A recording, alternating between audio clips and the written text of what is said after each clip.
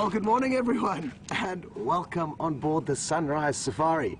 I am off checking for tracks of a report of 2 male lions which were seen just behind us on the Djuma Dam wall, so thanks very much to Linda for sending through that report. And it was a wonderful way to actually wake up this morning.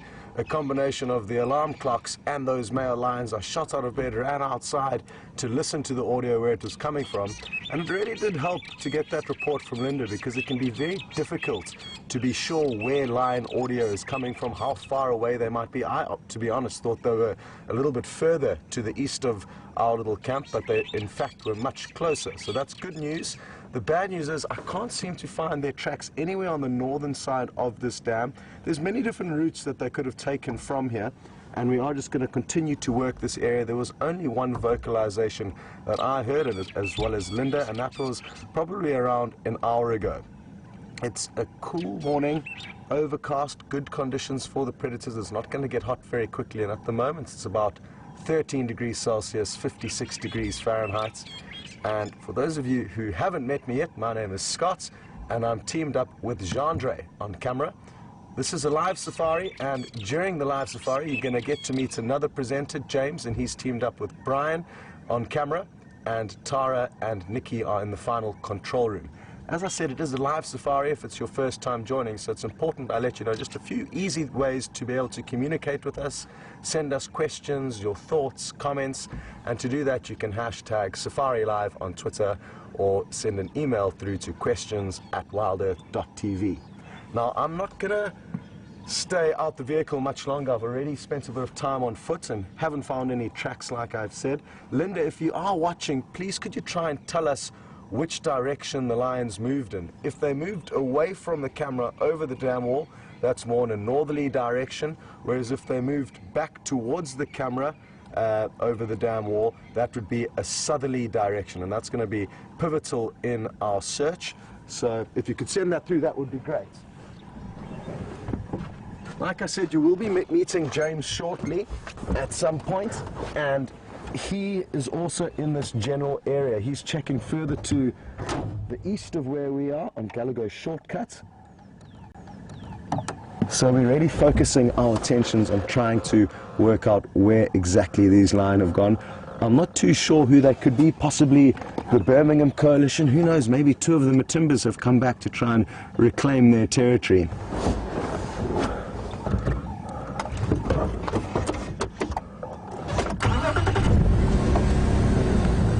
Well, Linda, don't worry about sending through any further updates, because I've just got one through from Kevin. And thanks very much for sending this through, Kevin. Apparently the lions have headed south over the dam wall, so that's some great information. So I'm going to turn around, and I must have actually missed their tracks, as I have already driven that area, but it was dark when we headed out, or not nearly as light as it is now. And that, combined with the overcast weather, makes for very, very difficult tracking conditions. Now, not only did Kevin tell us which direction these lions have headed in, but he's also mentioned that they are 2 big males, big dark manes, so it could be the Matimbas, or who knows, maybe some other male lions that we've never met before. And there's a strong chance that is the case because of the massive shift in territories and chaos that's unfolding amongst the lion community of the Northern Sabi Sands. And that can all be 5 young males that are coming through this area, trying to be dominant males. And often when these young males do come through, especially when they're in a coalition, like 5 of them, like we're experiencing here, there can be a lot of rage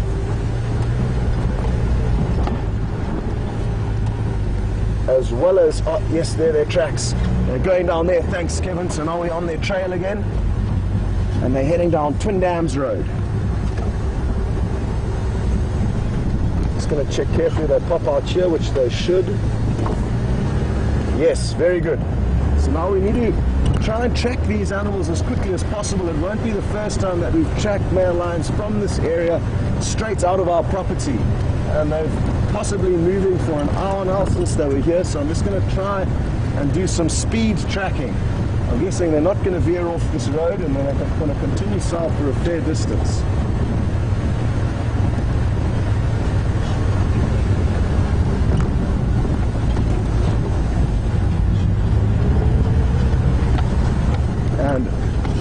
say big thanks to a lot more of you that have also sent through updates of these lions heading south, and maybe that's due to James's speech the other day, helping you to all understand which direction is which at the waterhole cameras, both here at Djuma as well as the waterhole camera at Arathusa. So well done to everyone, and thank you again for your updates. Just going to get a hold of James quickly and let him know what's going on. James, his truck's heading south on Twin Dams Road from the dam.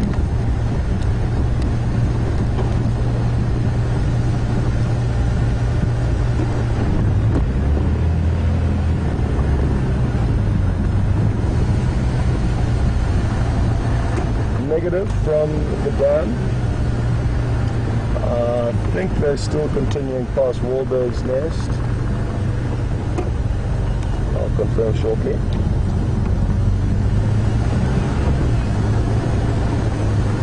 Affirmative, it's two big males, apparently dark manes.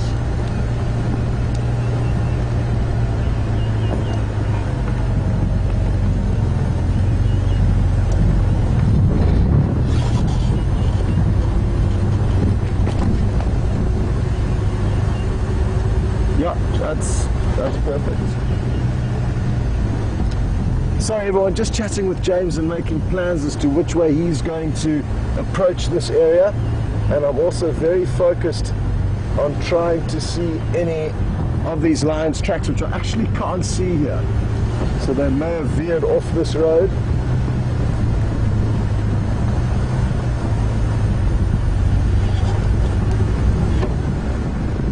Come on. After the rain that we experienced a few days ago, basically what's happened is the sand, which used to be very soft and dusty, which left very clear tracks in, has now become hard, and it's almost like just adding water to a bag of dry powdery cement. Obviously the sand doesn't have the same bonding qualities of cement, but it does solidify quite greatly, thus making for difficult.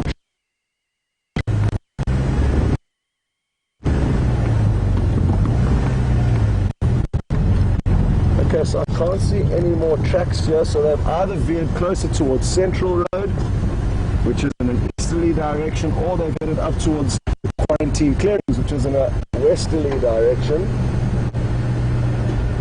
Or I'm just hoping I haven't been able to see their tracks on this tricky substrate. The two male lions have got very big paws, especially lions of this size, and the few that I saw indicated that they were in fact very large, so quite easy to see even on the hardest of substrates. I'm just going to get back onto the radio to let James know I've got no further tracks. James, I have got no further tracks on Twin Dam south of WildEarth, so I'm not sure where they headed before they got to that junction, but they were definitely heading south between the dam and WildEarth. I'm going to just go up to Philemon's Dip and see if they haven't headed more west.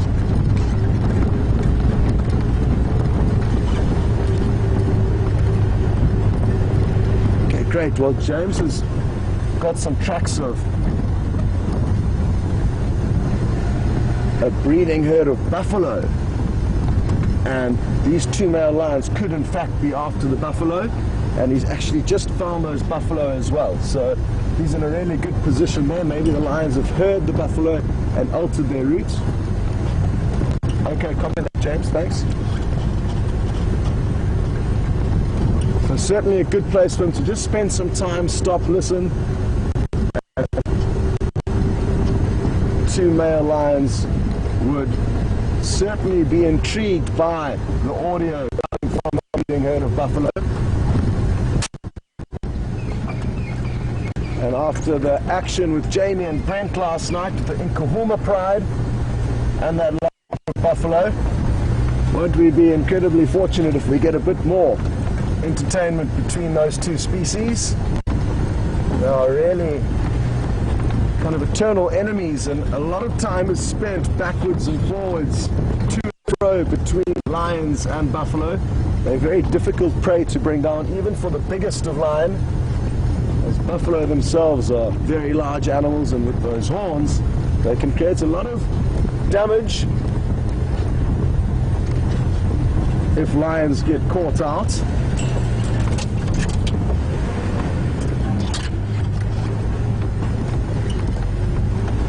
We, interestingly enough, went on a night drive last night at probably around 9:30 or 10, just to check up on those 3 lionesses from the Nkuhuma Pride, and we had no sign of either the buffalo or the lion. We went back to the last place where both the lion was sleeping and the buffalo was sleeping, about 50 meters apart from one another. It's hard to believe, and it's so important to remember that even when you do come across herbivores or prey animals that are relaxed, there could well be predators nearby.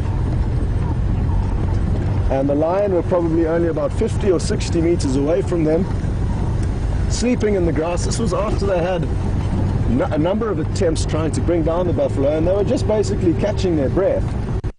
And the buffalo, rather than moving into the unknown darkness, just waited nearby, I guess, for the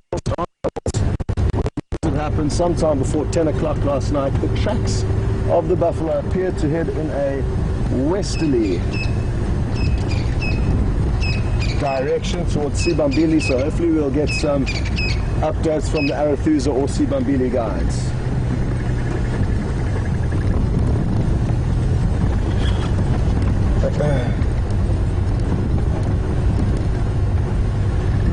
The last station I'm copying you 0 out of 5.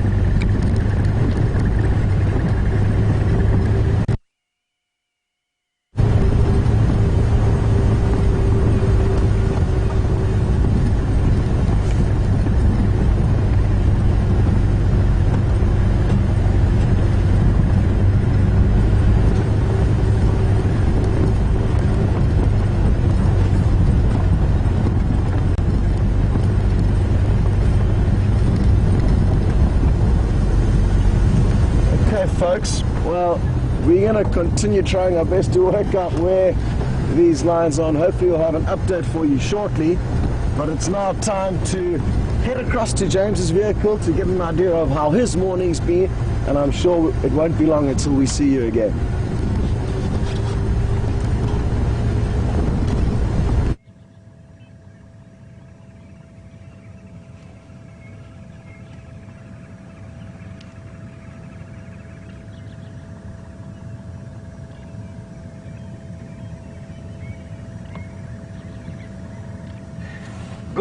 Good morning everybody. I greet you from the wilds of the Kruger National Park, here the western end. Scott's told you exactly where we are. My name is James Hendry. On camera today we've got Brian, trussed up like a man about to exert himself on a polar expedition. It's not in fact that cold, so quite why he's so warm I'm not sure. But what I have to show you is something that is also, I'm going to test its warmth. And that is this pile of dung at my feet. Over here, a breeding herd of buffalo, which was seen at the Gowrie Dam last night, and thank you all for your updates on that, went north across this boundary. Sometime during the course of last night, the heat of this steaming pile of defecation will tell me exactly when that was.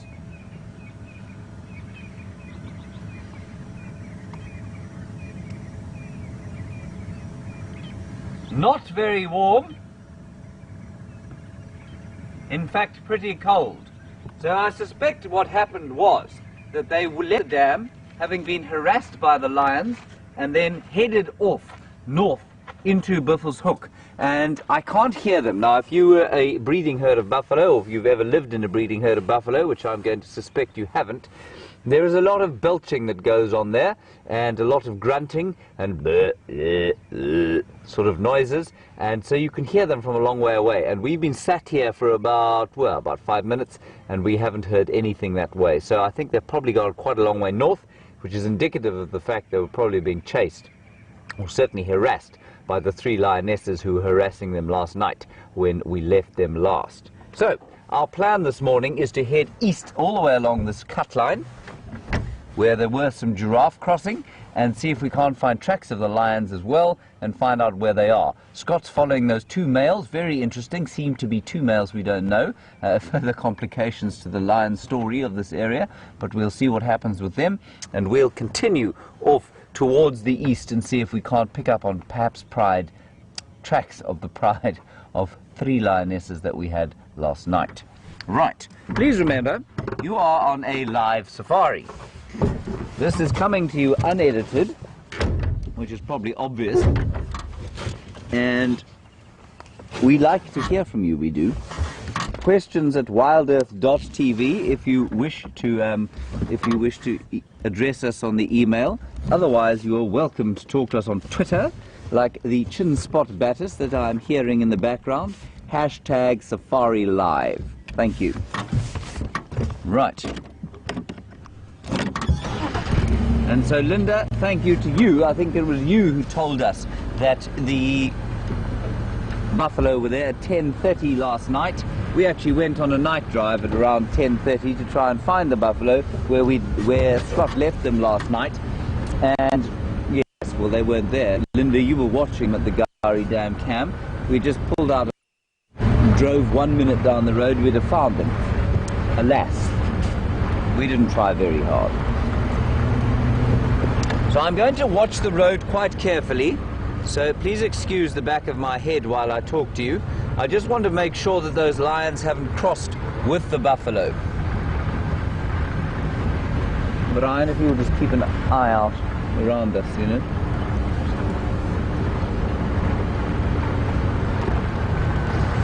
So it's quite often that you will find lions following buffalo. They do like to eat buffalo quite a lot. Now, you will lose our signal briefly as we go through this dip, so please do not panic. Remain calm, take a deep breath, and we'll see you the other side.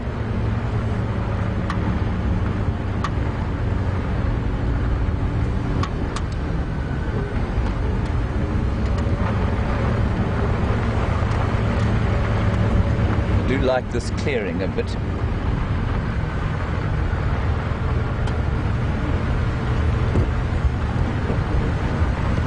See no lion tracks as yet.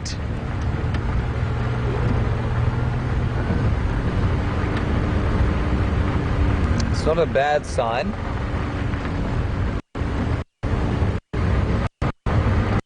I want them to remain on Djuma.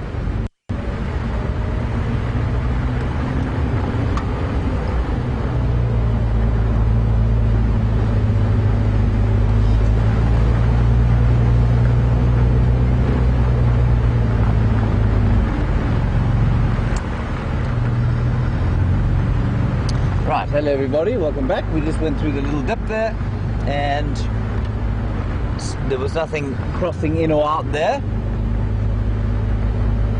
Okay, so the tracking can be a slightly frustrating process, especially on a hard road like this. You've got to be very careful because I could look up at the camera like that, drive over the tracks of 3 lions, and that'll be it. Hopefully I won't do that.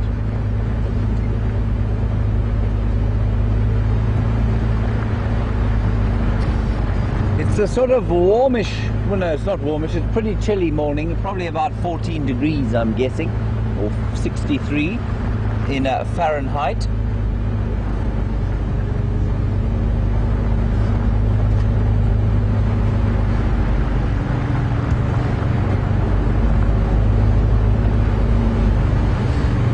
So Lisa, you make the very good point that the males that were seen at the dam went in the opposite direction from the stampeding buffalo. Yes, thank you, Lisa. And so that's where Scott is. As far as I understood it, those buffalo were being harassed by 3 female lions, and that's what those are the tracks that I'm trying to find now. 3 of the Nkuhuma lionesses. Now, for those of you who perhaps don't know, Junior, erstwhile young male of the Nkuhumas, was found on Simbambili yesterday evening eating a buffalo, which apparently he killed himself, which I think is quite impressive. He was also there with a sub-adult who until recently was presumed dead, presumed dead. She is alive, But apparently she was avoiding Junior quite carefully, and then with one of the other adult lionesses as well. So the Nkuhuma pride is back to 5. We won't consider, well, I suppose he could be considered part of the pride because he hasn't left yet, but so 5 females and Junior so far.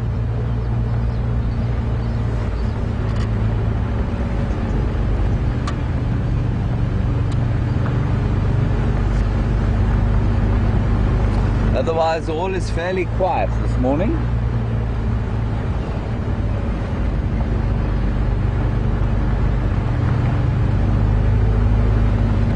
Now, it's quite possible, of course, and I'm just getting an update in my ear as we speak from Scott, that it's quite possible that the females would have gone south, just like the males did, but that the males went south because they were following the females. So, who knows?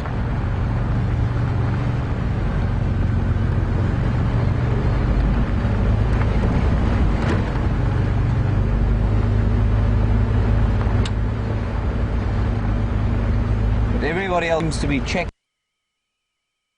so we will remain here in the north for now.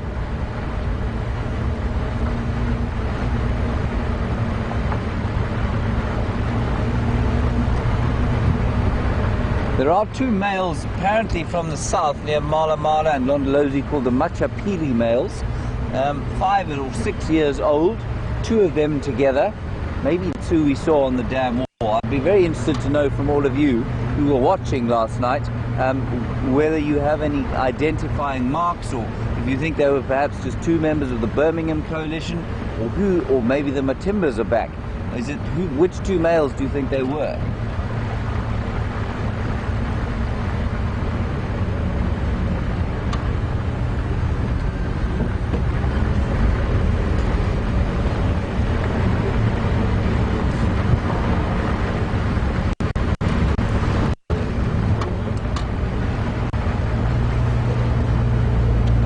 Chris Rogue and Robin in Maryland, and lots of you seem to think that they were the Salati males, which I haven't seen. Yeah, I don't know. I couldn't begin to tell you, but I do know that they have been around Simbambili, so perhaps the 2 Salati males. I don't know, but there does seem to be a glut of lion testosterone knocking about at the moment, and that's not particularly, yeah, well, I mean, it's unusual. Doesn't mean it's particularly bad, but it doesn't mean that the lion population is going to burgeon with stability and young cubs anytime soon, with all of these males knocking about the place.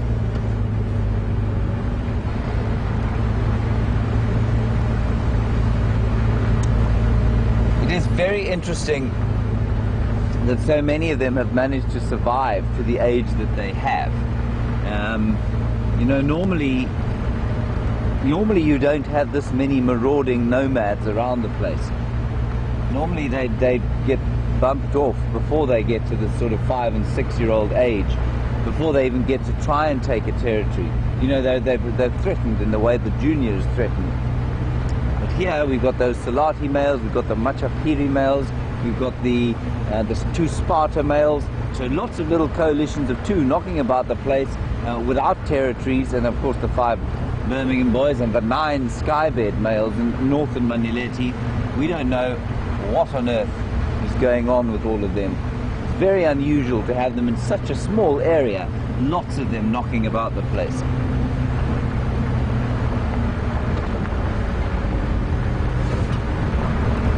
Ooh, beautiful impalas. We'll just stop here and have a listen and look at these impalas frolicking about in the beautiful dawn light. Well, not very beautiful dawn light, actually fairly grey.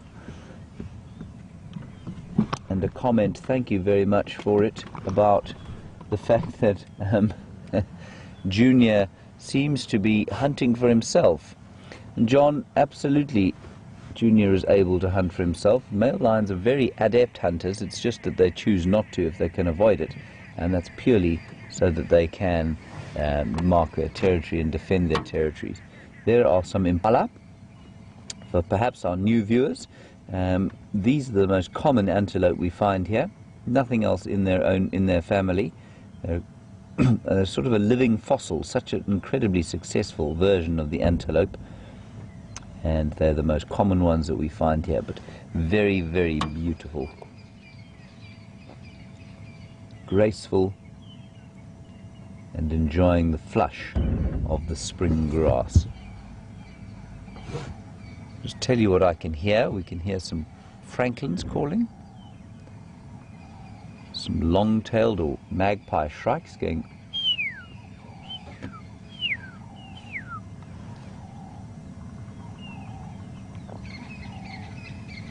But otherwise all is quiet. I do not hear any lions bellowing, roaring at each other and territorially.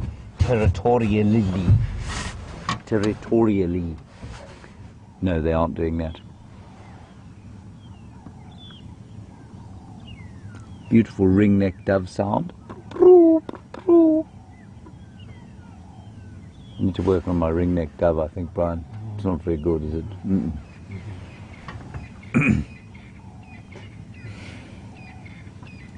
Okay, let's carry on. We're not too far from the eastern edge of Djuma. So we'll see if we can pick some tracks up.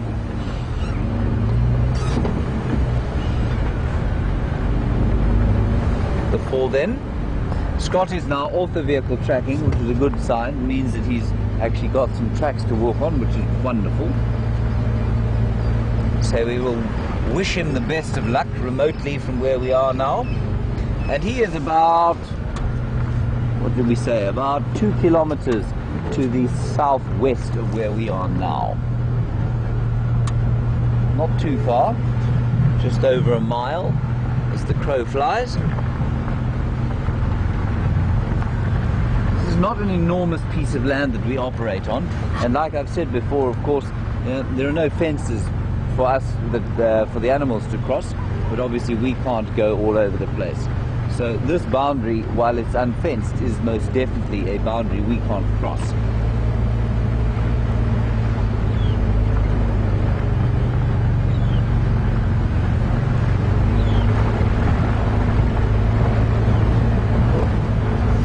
Right, now Carol, we've just spoken about Junior, who apparently killed a lion on his own yesterday. Not a lion, a buffalo. And Carol, you want to know how that's possible. Well, Carol, it depends entirely on the age of the buffalo. I doubt it was a big bull. It was probably a youngster, sub-adult, maybe even a calf, I'm not sure. But he wouldn't do it in typical lion fashion. He would have jumped on its back until it stopped moving, and then tried to move around to its muzzle or throat, and then suffocate the life out of it. I know the other lioness was around, so I'm sure she really aided him. But you must remember that he is now, I mean, look, I think he's unusually large for his age. I think he's quite a big chap. I know his father and uncle, the two Matimba males, are big lions, and so he is possessed of astonishing strength. And so a young buffalo, if he puts his mind to it, will not present too much of a hassle to him. He'll jump on its back, get his incredible claws, which are that long, into its back, then he'll bite maybe into the back of the neck if it's small enough. Otherwise he'll go round to the front, get hold of the throat, or grab the muzzle. And that's basically how he would have done it. Fairly grim, not a very nice way to go, I don't think, if you're a lion, at least if you're a buffalo. But so it is out here in the wilderness. Not everything can live a life of leisure like we do. Not so, Brian? Yes.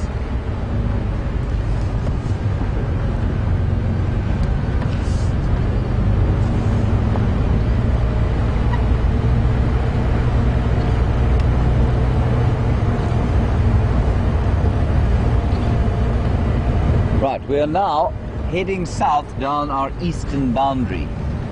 No lion tracks yet.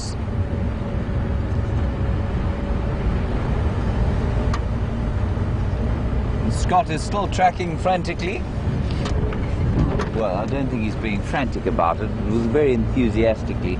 And I mean, as per the last probably 6 times I've come down this cut line, seems to be fairly a track-free zone. But I'm very interested to see where those Nkuhumas went. They may have headed back west, of course, towards where Junior is supping upon a lion at Simbambili.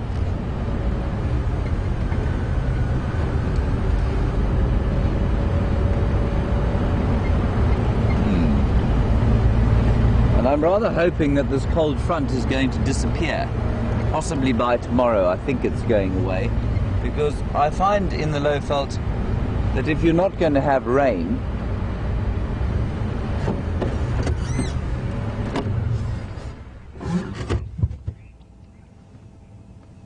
just listening to the radio, I think,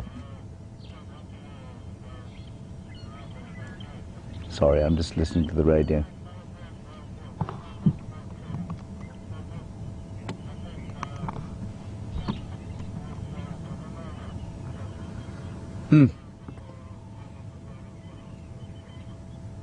Okay, so there are tracks of lions much further to the west of where we are now. But Texon, who's an excellent tracker, is there. So we will wind our way back towards that.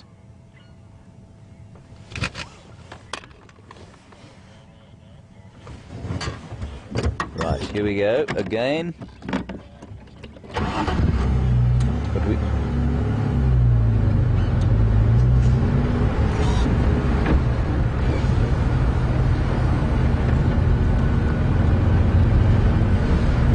Oh, it's all confusing. There's now Texan, Craig and Scott checking around the place.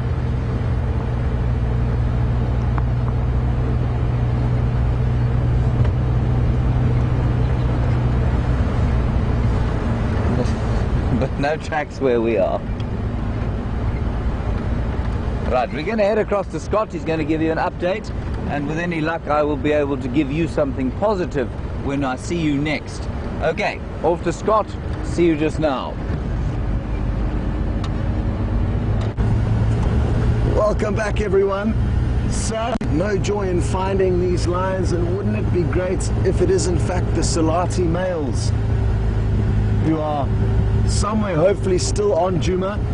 I had tracks of either them or the Nkuhuma lioness. I was driving quite quickly as they were heading towards our boundary, so not entirely sure which lion I was following, but I was following lion tracks that were heading in a southerly direction, not far from where we are here, kind of around Treehouse Dam, but no further luck, and I have lost the tracks.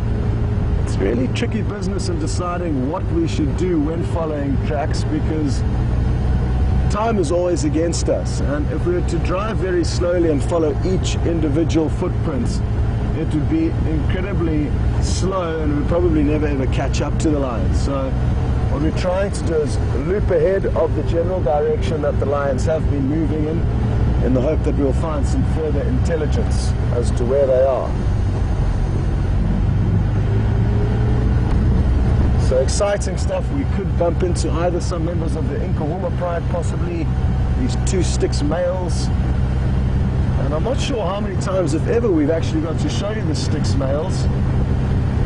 I've seen photographs of them. They're incredibly beautiful male lions. One's got a mane that it looks like it's got a permanent hairdresser employed to look after.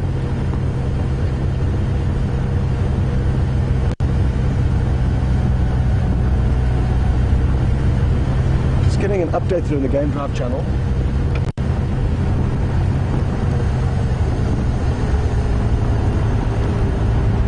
Some of the vehicles up in Buffelshoek that I'm trying to listen carefully to see if they haven't had any luck with lion yet, but it doesn't sound like it. They're just planning their routes and who's going to check where. And there's so many different places that the animals could be that it's wonderful to try and plan with the other guides, and really critical that we try and work out who's driving where, and that way cover as much ground as possible.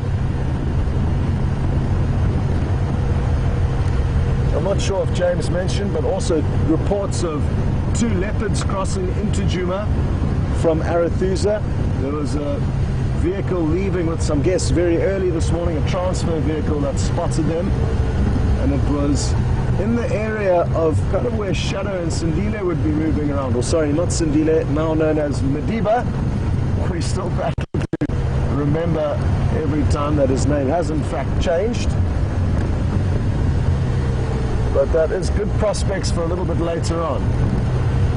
I don't want to rush into that area because there's such interesting stuff happening with the lions and the movements of the lions at the moment that it would be certainly make more sense to try and track them down first, and if we don't have any luck with them, then we will head up into the area of Impala Plains. Texan is already there though, so he's moving into that area, and hopefully we'll be able to find some sign of an all likelihood shadow and Madiba.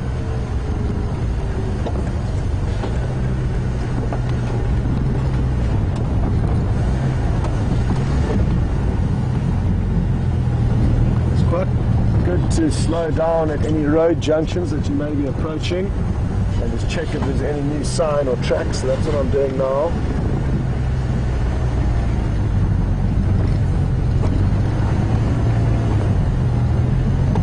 Nothing clearly evident here.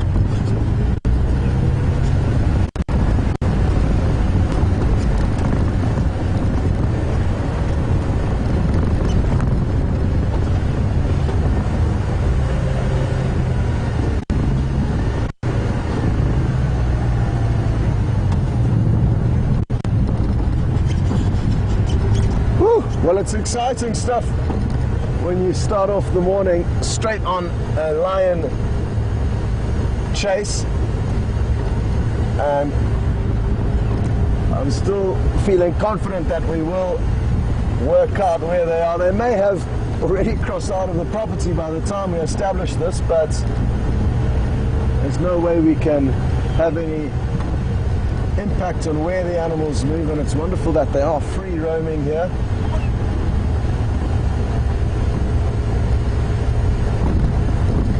Last station, go again.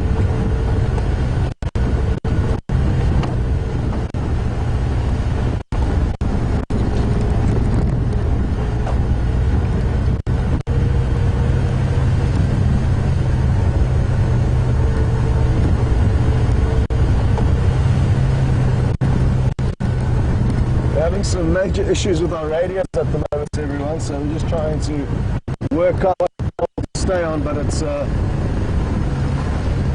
ever-changing problem, and as we move further away or into lower-lying areas, the signal seems to change.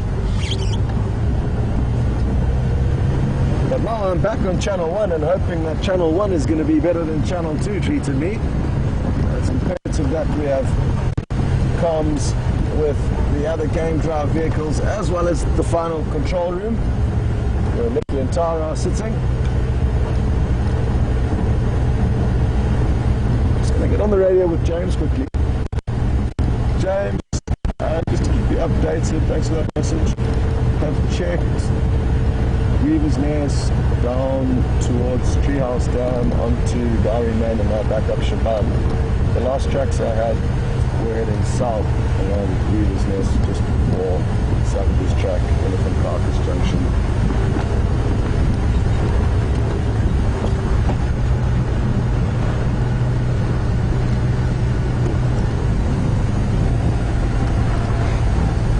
Okay, copy, thanks. Okay.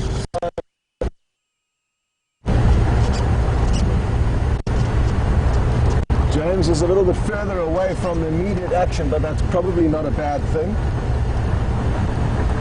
because these lions could be anywhere at this stage. He's up at Buffelshoek Dam on the northeastern corner, and we're kind of in the southwestern corner of Djuma.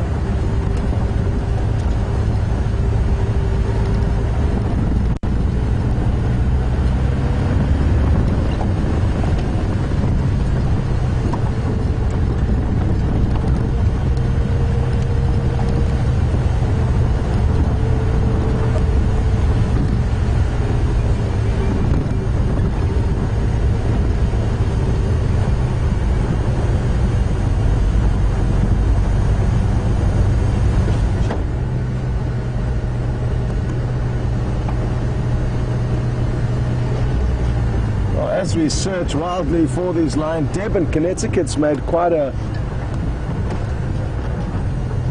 good suggestion in terms of where she thinks these lion could be. And this is the two males that were seen at the Djuma waterhole not so long ago.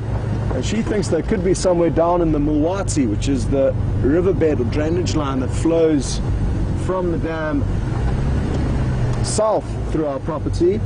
I did have some of their tracks on the road itself, just west of the Mulwati Deb.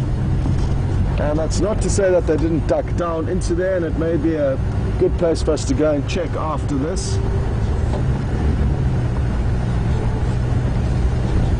It's just a tricky area to negotiate, especially in the vehicles. If we could take you all along on foot with us, that's what we'd be doing. We'd be walking on the tracks, and that's something that will hopefully be up and running shortly with the walking backpack as we slowly fine-tune the tech issues we are having with that. But when we're stuck in a vehicle, it's sometimes best to stay on the roads, and that way we can cover ground more easily and make sure that you're involved every step of the way.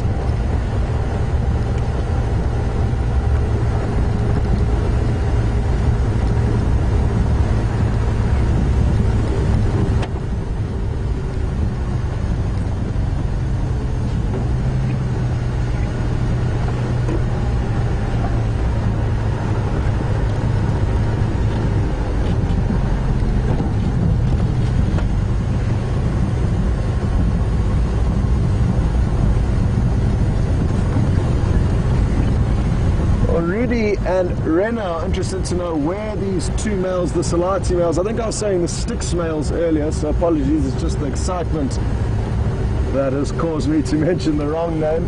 But there are quite a few different coalitions of males within the Sabi Sound, a lot of which we don't see. The Fourways males, the Majingalan males, the Machapiri males, now these two Salati males. And Rudy and Rena, sadly, I'm not too sure exactly where the Salati males are from, but what I'm guessing is that they're from the south of the Sabi Sands.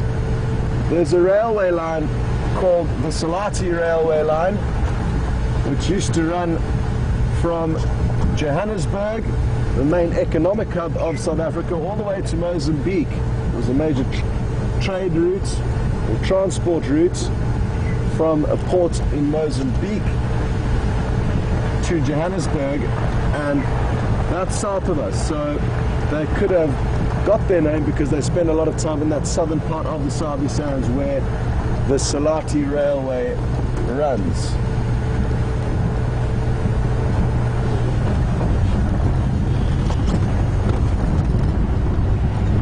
Interesting. So no further luck with the lions here. Now I've exhausted all the roads in the area where I last had tracks, so now we're going to have to start thinking out the box.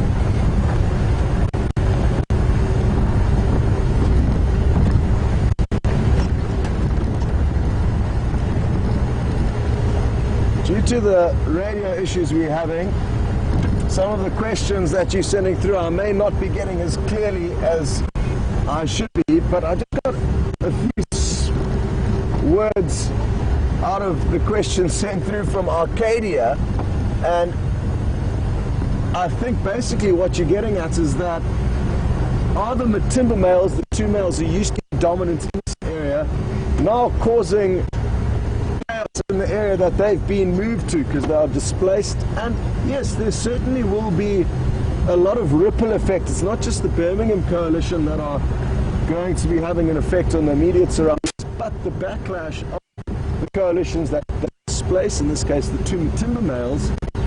Those two Matimba males will create some kind of unrest or change in the area that they move into as they try and establish a new territory. What very well may happen is that they simply move into a smaller territory and they except that they are now going to not be as dominant and successful as they were in the past, and they may actually just start kind of flying below the radar. And it doesn't sound like they are causing too much trouble to the south of where we are now on Londolozi. They're in kind of a little bit of a gap where there doesn't seem to be too many male lions moving at the moment. Well, we have found other animals, not the lions, but wonderful animals that we don't get to spend time with very often. And Craig's also here, so I'm probably just going to have a quick chat with him while you look at them. Morning, Craig. Morning, everyone. Morning on the floor. Okay. See the tracks coming down? Yeah. Do you come down previously? I've checked everywhere, Gari, Main, Shabam. The only road I haven't checked is Treehouse Road, south of this drainage here, to Shabam. So that might be worth checking, because I've done everything else, Savage's track, all the way on. Where the tracks, if they cross onto here, or... The only road I haven't done is Treehouse Road to Shabam, so that might be useful. And I'll maybe do Gari Main from Tindams back around, and then we've done all the roads. Then we've come up with another plan. Alrighty. Good luck, everyone. Okay, I'm back after having a quick game plan with Craig there, as I'm sure you heard very clearly.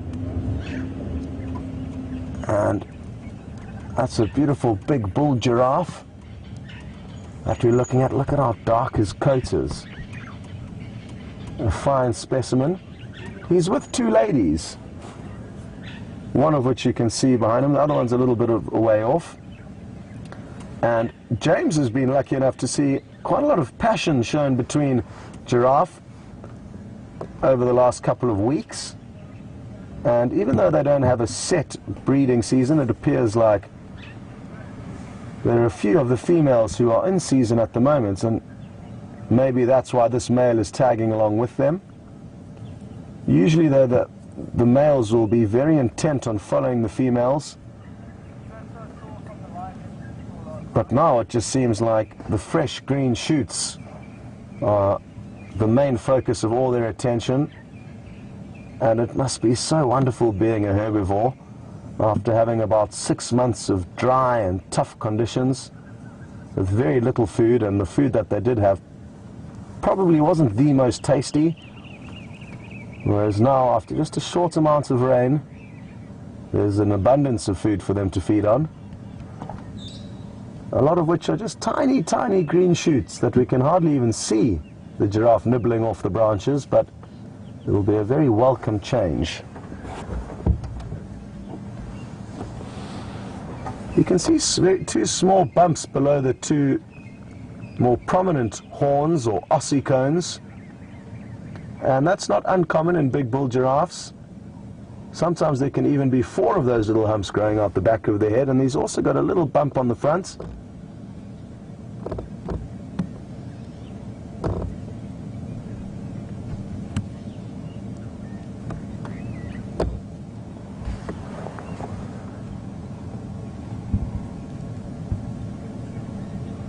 And it's quite nice to know that these giraffes are completely relaxed in this area, because they are such tall animals. They can be hugely useful in spotting predators like lion and leopard. And I think for now the coast is clear here, which does provide us with some interesting info, because the lion tracks we last had weren't far from this area.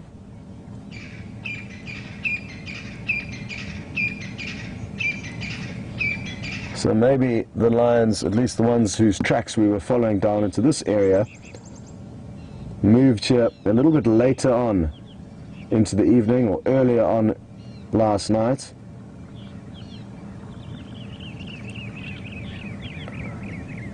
What I'm hoping for is that the lion have made a successful kill somewhere, and it just means we have to find them somewhere on the property. But I am going to continue and check a portion of our southern boundary, which we have yet to check.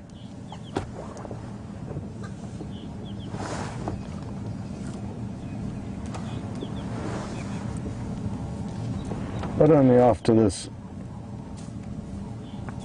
Look at what a great shot this is. They're such awesome animals. And like I say, we don't see them as often as we'd like to, but that's probably going to change now going into the summer months.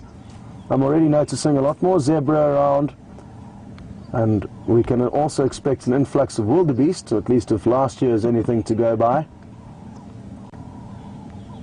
And even though there are no massive migrations within the Kruger National Park, there's a lot of small seasonal movements between the herbivores. So nothing quite like the hundreds of thousands of wildebeest and zebra that migrate through Tanzania and Kenya and the Serengeti and Masai Mara.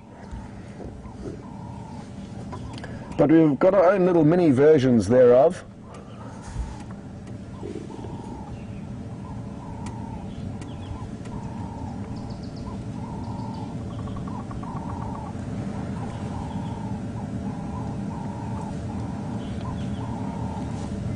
Okay, well, seems like the giraffe have moved off into a little bit of a tricky spot for us there. So we're going to continue, and it's been great that we did manage to spend some time with him.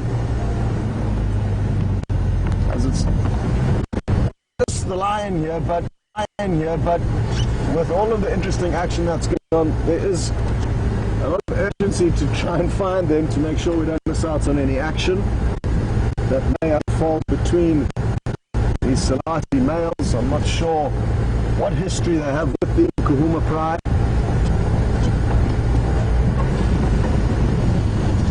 It's not that we're not interested in the giraffe, I just think with what's going on with the lion at the moment, we need to do our best to try and track them down. It's very useful though to stop and listen, even if those giraffe weren't there. It can often be a very useful tool when looking for animals, because you can hear a lot further than you can see.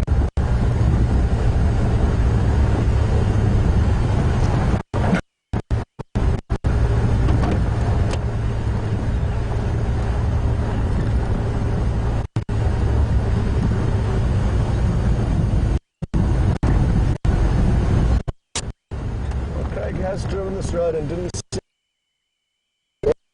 He, just like us, does not have a tracker on the hood of his vehicle, and it's not an easy business tracking from the driver's seat, so it won't hurt for us to double check carefully here.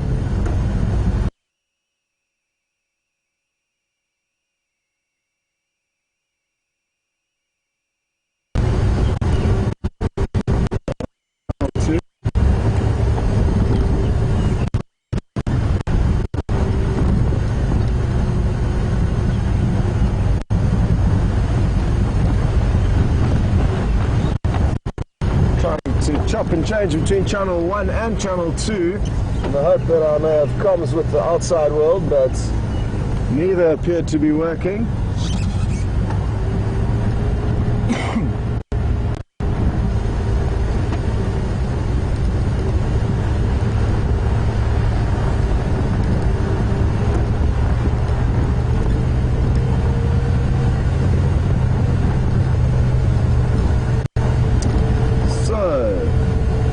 What we may need to do next is drive in the Mulwati riverbed. That's something we haven't done yet.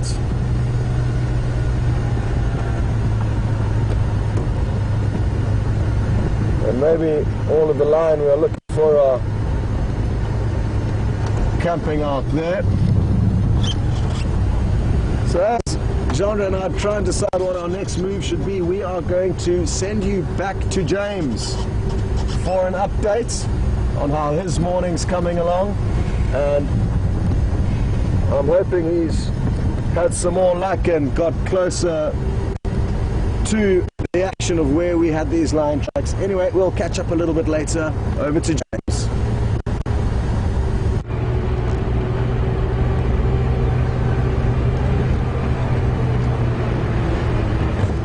Hello everybody, welcome back to Jigger. We have not found anything in the way of lions, but just up ahead there is something substantially larger. A beautiful herd of elephants coming this way. So we're going to stand by here at this junction and let them confidingly wander past us. With any luck, there are more in here. In fact, there's a great bevy of elephants all over.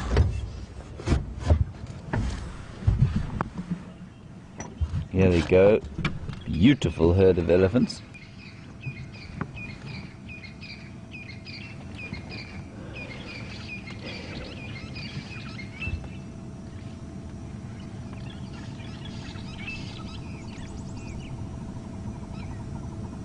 Now, I believe that today there is a solar eclipse, a partial one. 79% of the sun will be covered by the moon's shadow. You can all sing the song to yourselves quietly while we look at the elephants. And visible in South Africa, Mozambique, Zambia, and presumably therefore Zimbabwe as well. So if you happen to be in any of those places and not under a 4-kilometre thick pile of cloud like we are, you may be able to view it. Apparently it's in progress as we speak. Brandy and Raja, thank you very much for that update. You can hear the drongos calling. It'd be very nice to see that solar eclipse, and with this camera I bet we'd probably be able to look at it too. Alas. That lovely sound of the drongos calling.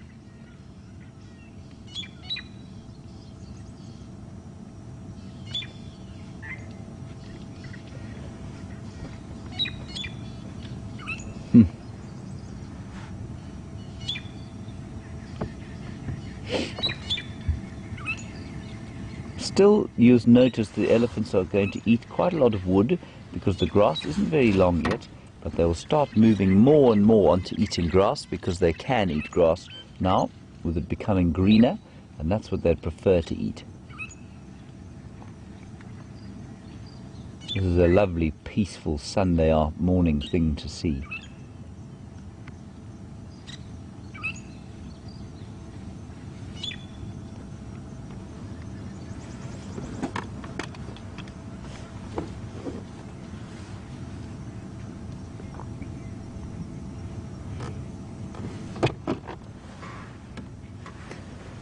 Now, I've spoken quite extensively about the bank of cloud that's above us and the temperature and the general weather conditions. And Lisa G, you want to know if this is typical weather for South Africa. I'm just going to wait for these elephants to go past us because it will be a rather wonderful sight. Lisa, it's typical for this time of year, yes. These fronts come in and they do kind of cover us for a couple of days at a time. Very unusual for the winter. You won't find this sort of thing in the winter at all. But in the spring and into October, this kind of frontal weather is not unusual, and then normally it's just short storms.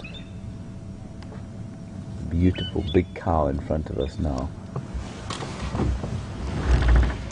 She's just watching us quite carefully. You can see her eye. Something is bugging her eye. And those two that were in front of that big cow there is a fully grown adult. She's probably at least 30 or 40 years old. She's in the prime of her life. She's showing little signs of nutritional stress from the winter, but otherwise she's in pretty good nick. Those other two were probably, I'd say probably between the little one 8 and the bigger one probably around 12, maybe a little bit younger, maybe 10. And she's just watching us quite carefully.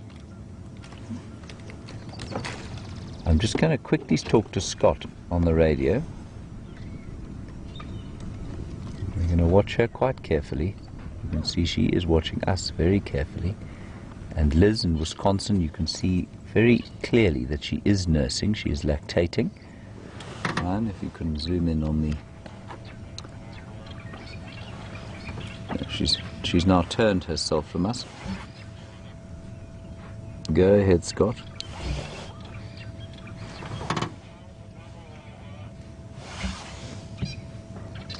Mumborough Junction, Drakensberger. Just located herd of elephants here.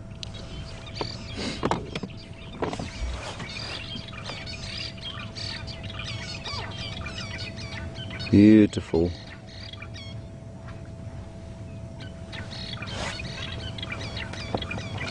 Just getting an update from Scott, everybody. That's why I was talking on the radio. There you can see she's nursing. Well done, Brian. That's it, Liz. And she's eating a guarri bush, which is not common at all. Go ahead.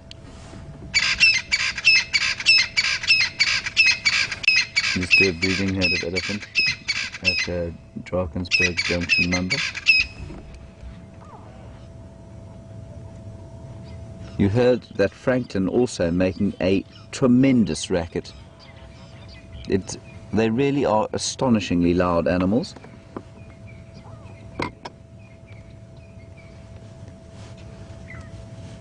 And you can see the cow behind, the big cow there is watching us carefully. She's not feeding particularly enthusiastically. That may well have something to do with the fact that she's eating guarri, which isn't very delicious food for them, but also because she's watching us quite carefully. Despite the obvious swagger you saw in that the young bull who walked off down the road in front of us, he's still swaggering away there.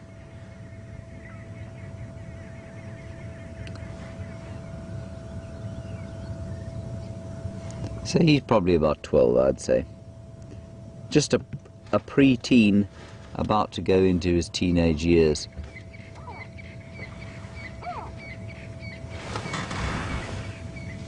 Brian, is that a grey go-away bird that I can hear but not see? Can you see it? I heard it.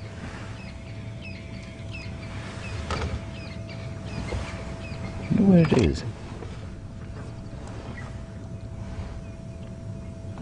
Just going to roll forward, Brian.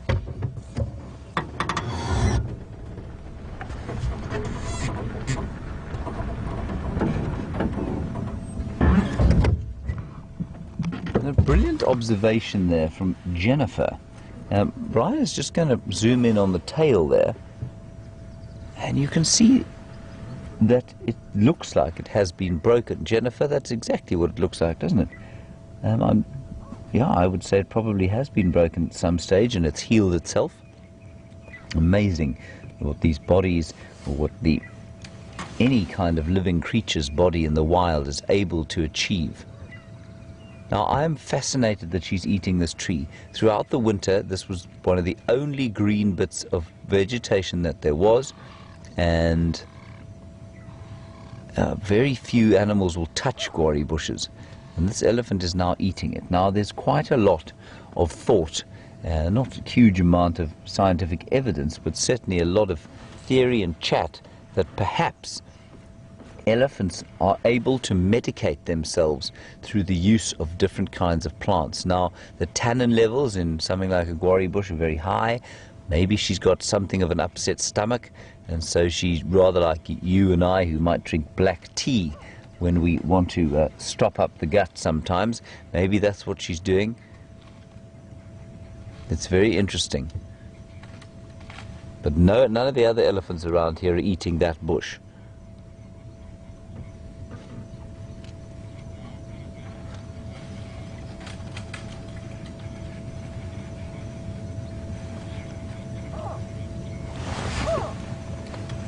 Brian, where is this bird that's calling? There's a bird calling us going, quack, quack. And it sounds like a grey go-away bird, but I can't see it. As soon as I do see it, I will tell you. I think I can see it. Oh, you can see it? Okay.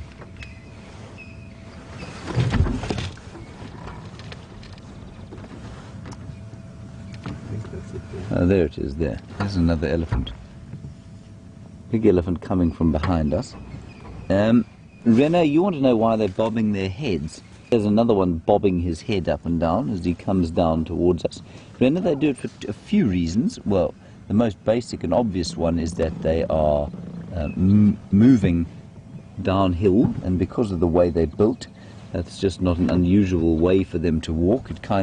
It's like you walking down the hill, and when the momentum starts to take you, you start to sort of you can feel your shoulders move more than they would normally, and that's all that's going on there.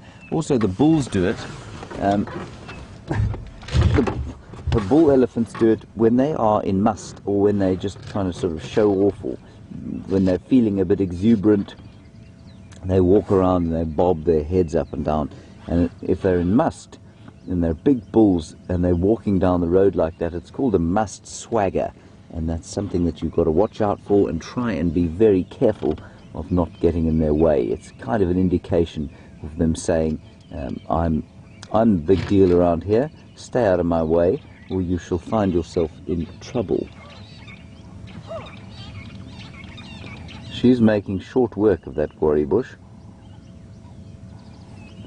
Now, if we look at this just in front of her ear and just behind her eye, you'll see a streaming. She now doesn't want to show us. You can still see it there. And that is from a gland that indicates some kind of stress. It could be excitement, it could be nutritional stress, it could be thirst, it could be that a bull has been harassing her. Who knows? But it does indicate some kind of stress. And I wonder if that isn't why she's eating that guarri bush.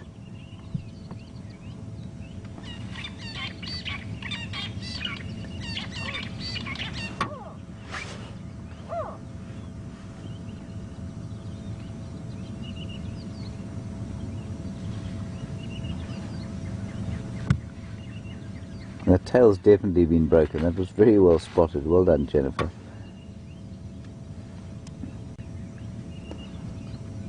Now, I think Brian agrees with me on this, but he might not. He might.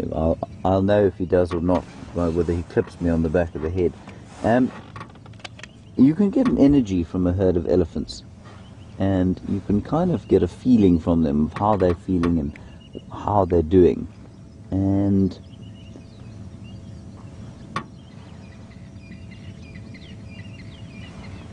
I've got a feeling of kind of well, let me ask Brian first. Brian, what's your feeling in one word? Let me think. I would say loungy. Loungy. Loungy. I would say quite subdued. Yeah, subdued. Yeah. There's definitely a very subdued atmosphere around these elephants. And that's not untypical, that you will pick up some kind of atmosphere around them. Some will, but I am definitely feeling something of a sense of subduedness around this herd. Something perhaps not quite right. Maybe one of them is a bit sick. I don't know. Look at this bull. Look at that. Isn't that amazing? He's trying to find some rootstock to eat. Anna Marie, thank you for your comment about the greenness and how you're amazed that after just a tiny little bit of rain, everything does seem to flush. Now Brian's just also going to that bird that was calling quietly in the background. More, more, more. And I think he's probably been building a nest, you know, in that knobthorn tree. That is hopefully she's come out of the nest hoping against hope that her tree is not going to be pushed over by the elephant standing right underneath it. Beautiful bird. The grey go-away bird eating buds.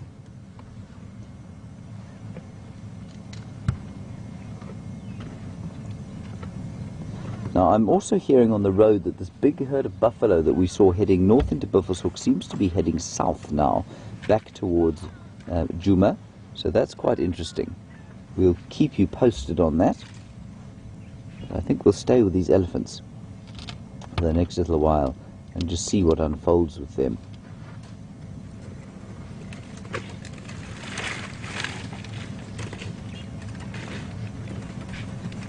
Look how amazingly dexterous they are, moving trees and then picking up the smallest kind of leaf if they want to.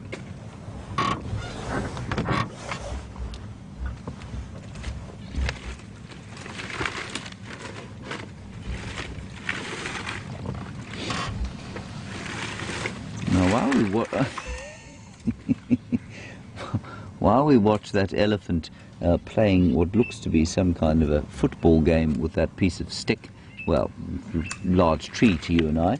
Elaine, you say I've been talking on the Game Drive channel, and how many guides are there on it, and what are they saying? Elaine, the Game Drive channel sometimes feels like it's occupied by the same number of people that watch the Super Bowl.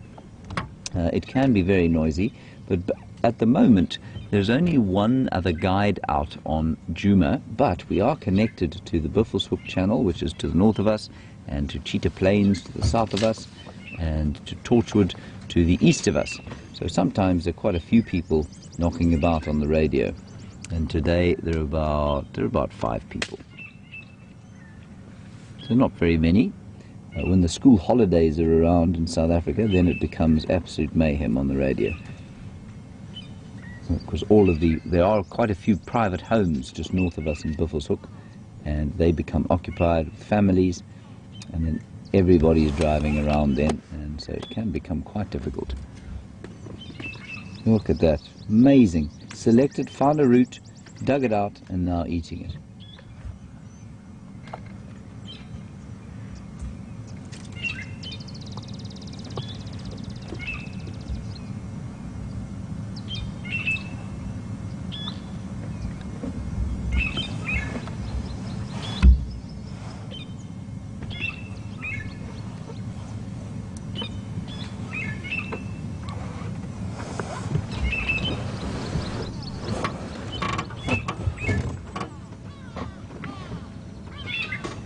So, a couple of comments about the elephants and a few questions.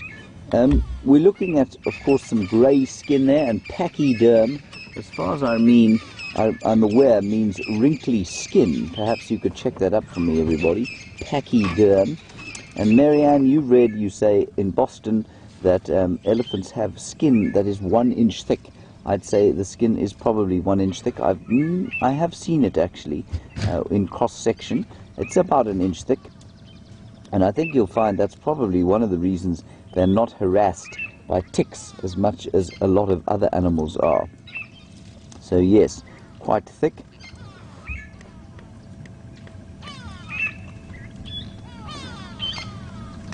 And then Wolfgang in Sweden, as we look at the feet there, you can see that you've very correctly picked out that the front leg or front foot has a much greater diameter than the back one. The front one tends to be pretty round, and the back one much more oblong.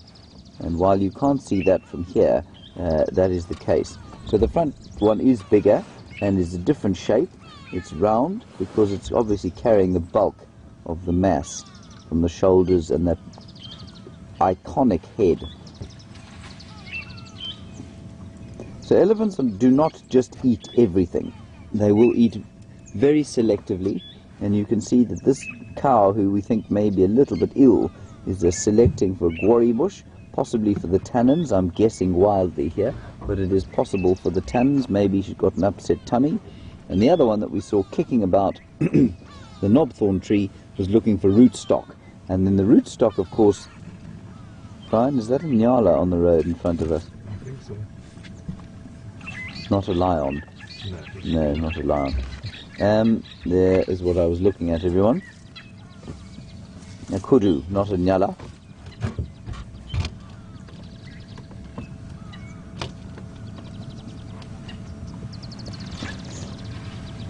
And then worrying about what she's eating and how it affects the milk production and her lactation. And this is a very good question from Marianne. Or Jerry, sorry. Oh, very cross. That's a young bull there.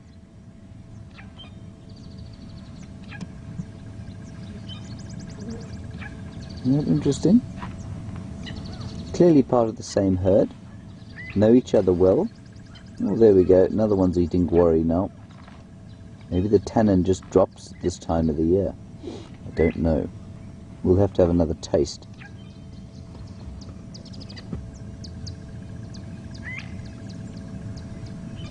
So just a worry that maybe the eating of a tannin-rich food might affect the lactation and the quality of the milk for the babies.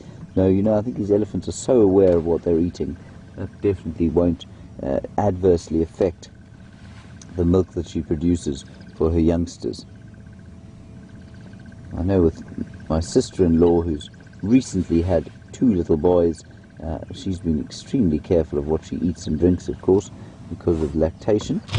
And I think the elephants by default are going to be careful about what they eat.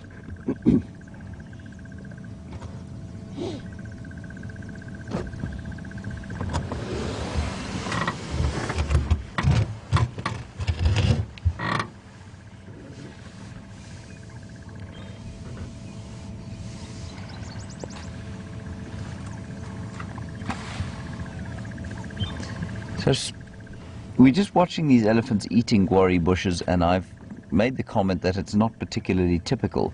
I am saying that I don't think it's typical. I don't see it often, and certainly, yeah, I think it's unusual. But I'm starting to feel a bit like I've got egg on my face, given that 2 of them have walked straight up to the guarri bush and started to eating it. And Spara in Ontario, Canada. Spara in Ontario, Canada, you'd like to know, she may be just eating a lot of it because she needs the nutrition to feed her baby. Yeah, absolutely, Spara. She definitely has to eat more because she's lactating, and she will eat whatever plants will give her the most nutrition.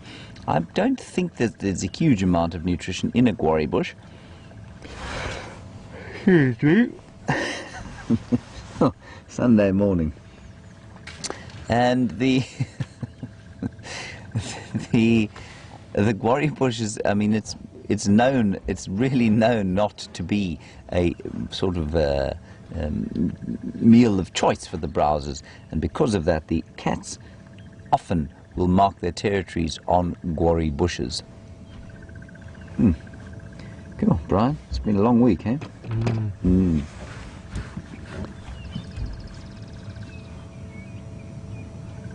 All these early mornings. Look at the 2 little black dots behind the elephant there. Those are the lovely fork-tailed drongos, iconic little birds of the African bush. Ubiquitous, very common, and highly entertaining. They can be very aggressive. We watched 2 trying to, basically one looked like it was trying to kill the other this time last week. And they are also commonly seen bombing different raptors or birds of prey. So if there is a raptor around the place, like a Wahlberg's eagle or perhaps a goshawk, and you hear a bird like that calling vociferously, you will normally see them dive bombing the raptor. They do not tolerate them in their area at all.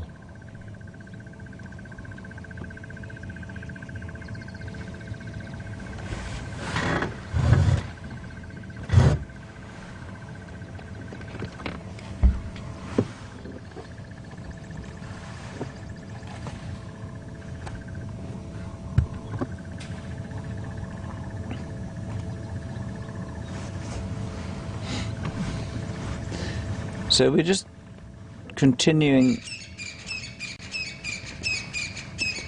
Lots of chatter about the nursing and the suckling that she's clearly engaging in, this lactating cow, who's now at the back of this little group of 2.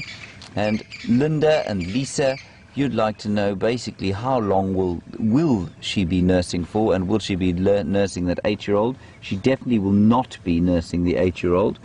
They will nurse for up to, I think they've at the absolute maximum of 4 years, but normally sort of they'll be weaned off by 2 or 3. But they'll start eating vegetation within their first years.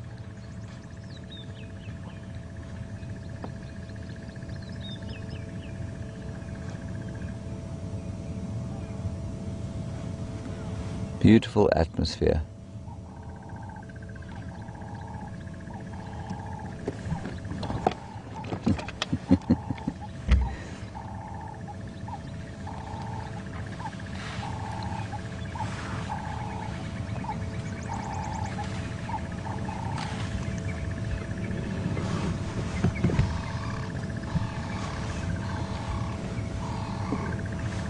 So it has been a very peaceful time here with the elephants.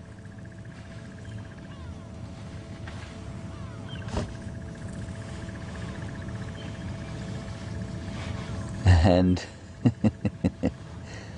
you're not going to be with these elephants for very long, everybody. Thank you for the coffee, everybody. Digital coffee. I can feel it coursing through my veins. We are not going to be with these elephants for much longer, for the great Scott Dyson has managed to find some beautiful, magnificent and possibly unknown kings of the jungle. We're going to head across to him and I will see you a little bit later. Well done, Scott.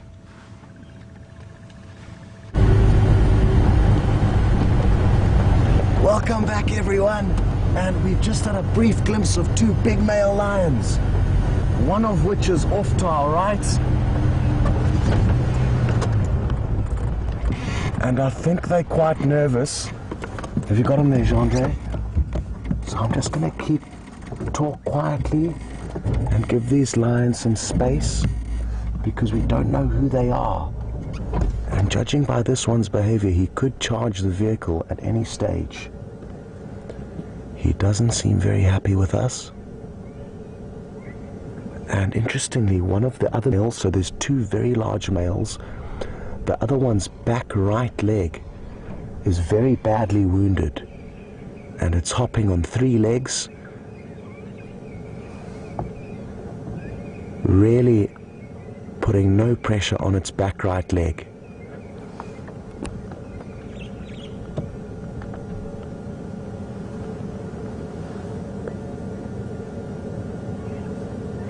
So like I say, we're just going to have to be very, very patient.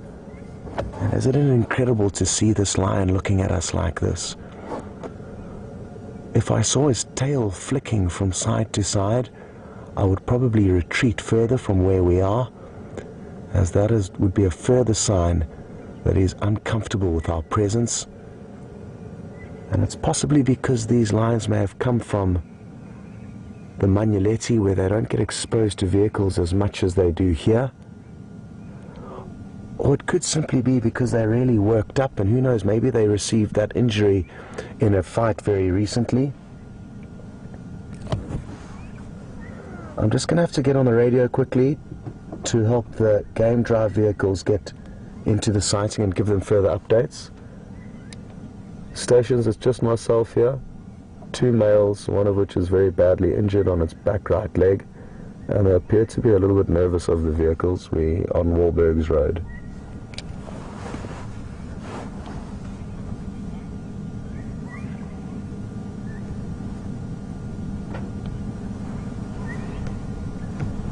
I'm not sure where the wounded one is. I think it could be lying up further away down to our right, and this other individual marched off quite quickly when we initially saw them. We must have driven straight past them at the start of drive, which I must confess, and I would have been too busy looking down at the road, or maybe looking at you guys. And on coming back into this area to establish where exactly their tracks headed, I caught a glimpse of them out the corner of my eye.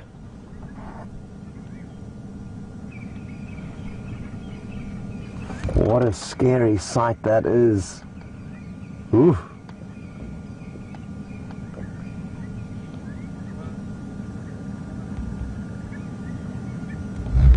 And I'm sure a lot of you are just as nervous as I am.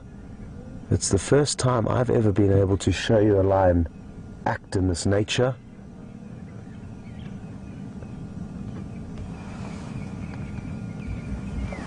But I'm sure after a little bit of time spent here, they will relax with our vehicles. Our vehicle is also a slightly different shape to the other game viewing vehicles, and the cameraman and the camera are a very different shape or silhouette for the lions to be used to, so that could be contributing to their nervousness, but I'm not sure. Either way, it's fascinating behavior to see.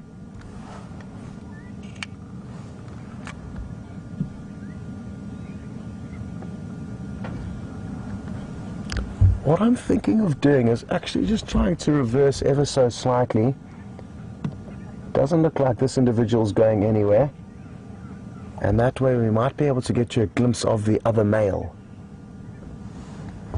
So, let's go back a bit and see if we can't find anything else.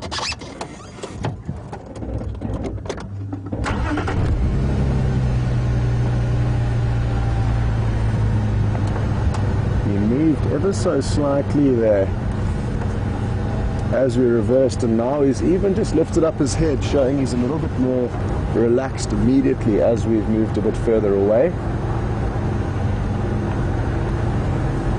Now the other male is just off to the right here somewhere.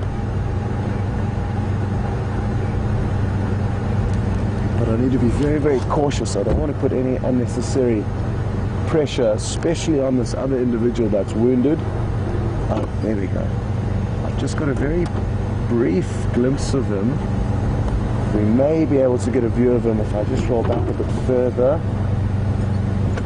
Have a go there, Jean. You got him in there? He's standing up and looking at us now.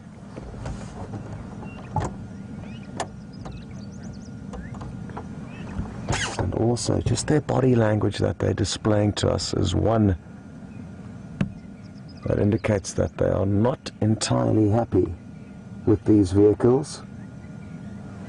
Another beautiful big male lion though.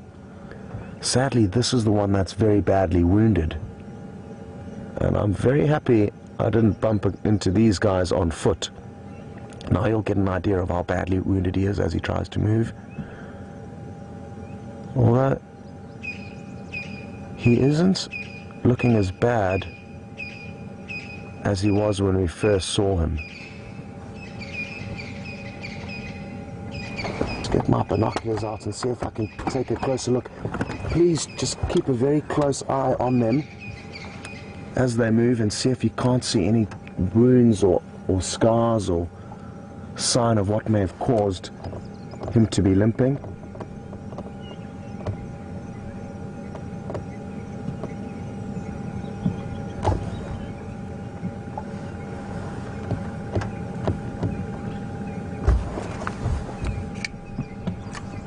I'm hoping he is going to continue up towards the other male.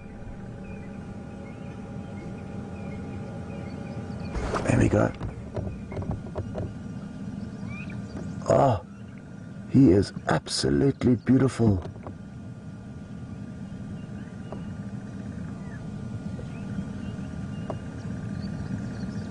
Rubbing his head in this small apple leaf tree as a sign of him picking up the scent of other lion. And he may well scent mark as he passes by this bush. Here he goes. There we go.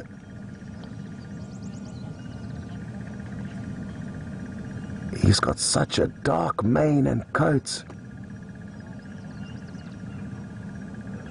His body doesn't look to be in the best condition though. He's a little bit thin, but he's got a remarkable mane. And this looks to me like it could possibly be one of the Salati males. If any of you do know or have any guesses as who you think it could be, please send through your thoughts and supporting evidence thereof.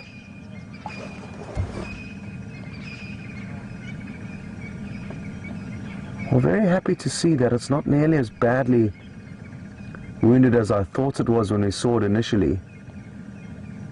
Oh, I cannot believe how pretty he is. He's got a massive mane.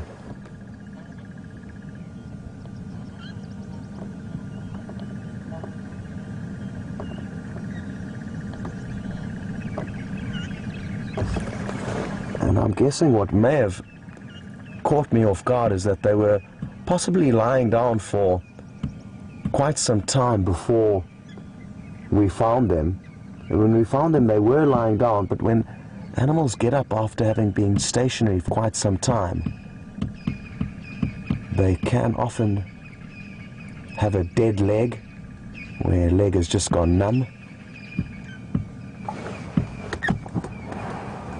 looks like more scent marking, so the Birmingham boys have got some news coming their way. It's not just the Matimbas they have to worry about, it's these two males as well.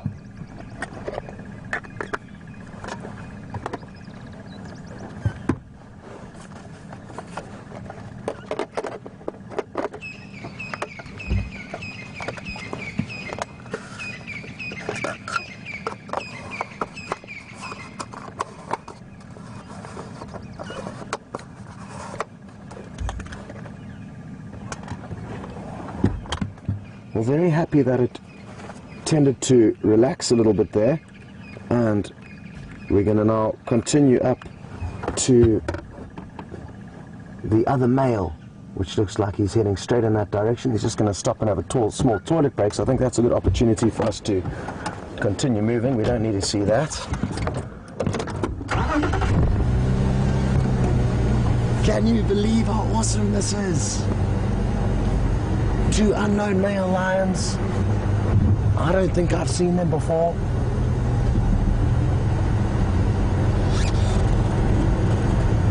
I'm very happy, like I say, to see that it's relaxed with the vehicle a little bit. I'm still going to watch its movements very carefully, as that could change. Interestingly, the other male that we did see was just up ahead of us, and he's also slinking off now. This male here is laid down, so we'll get you a few more views of him.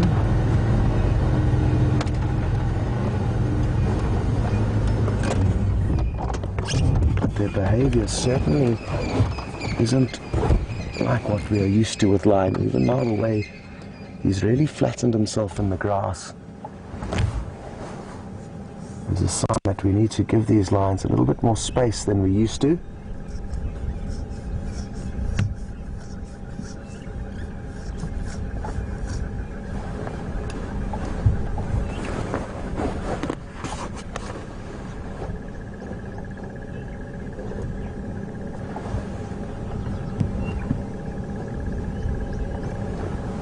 Now, I don't know if my earpiece has broken, which I think is the case, because I'm getting absolutely no comms whatsoever from anyone.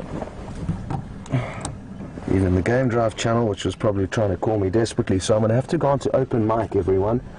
So you're going to hear exactly what everyone's saying to me. That's both from the final control room as well as the Game Drive channel. Yeah, well, it's horror visual. Okay, so it's going to be a little bit different now, and you're going to get to hear the different vehicles communicating, as well as final control talking to me. Nikki, are you copying me on one? Yes, I am copying you on one. Do you copy me? Affirmative, 5 out of 5. I'm just going to try and get another earpiece plugged in quickly and see if that helps. Copy.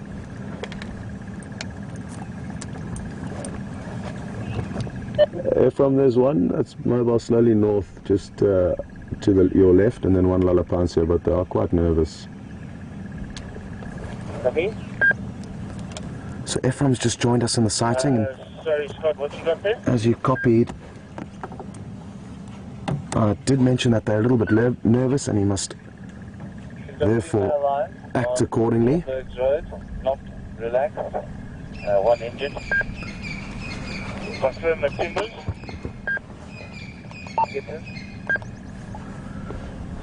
Okay, so nearly got my new earpiece plugged in. Let's see if that changes things.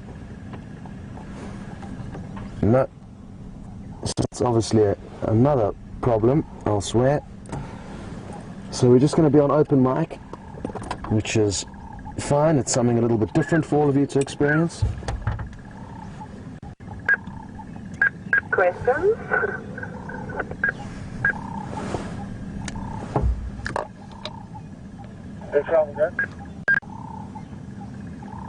Yeah, okay. Dara has suggested any chance to show more Matimbas. Which one is that? And we've just got a very, very interesting suggestion through,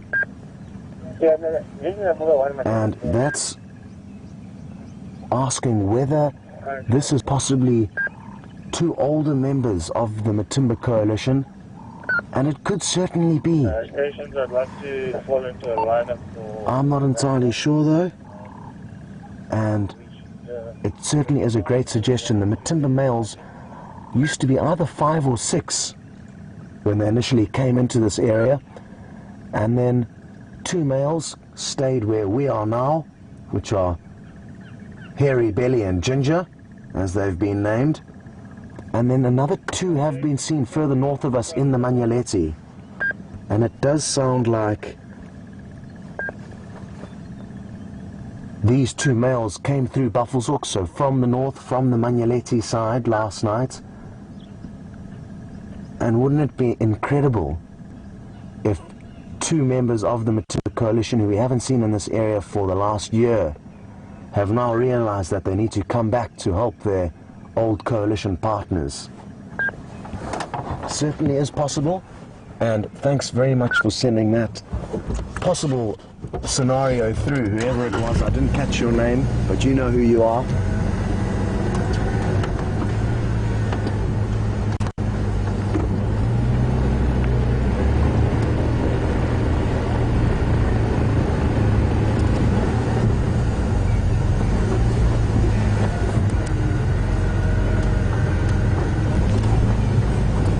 See very clearly, but I think they could both be lying up next to one another now. It's exactly how we found them. But it's the one male who's just really not happy with the vehicle, and he's just got up and started moving off. Either that or something else is going on that we're unaware of, but there you can see the second male, who was the first one we actually saw, who looked terrifying as he lay flat in the grass staring straight at us.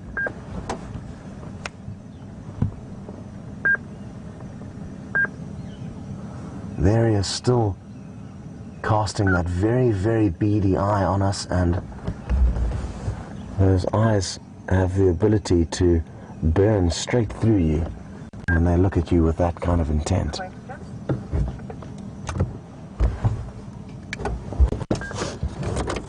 Going to move forward a little bit more.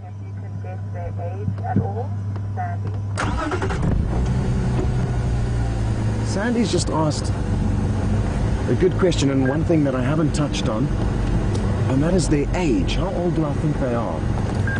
Difficult to tell, Sandy, but I would say somewhere around 8 years or 9 years. They look to be in their prime.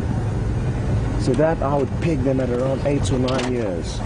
Maybe a little bit older,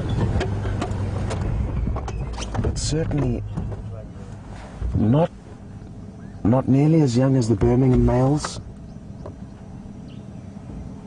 Look at that one's mane, it's also absolutely beautiful. His body does seem in slightly better condition to me than the other one that's a bit more relaxed with us. But send us through your thoughts and comments. Which one do you think's bigger? This one that's a little bit more nervous that we saw initially, or the one that was scent marking?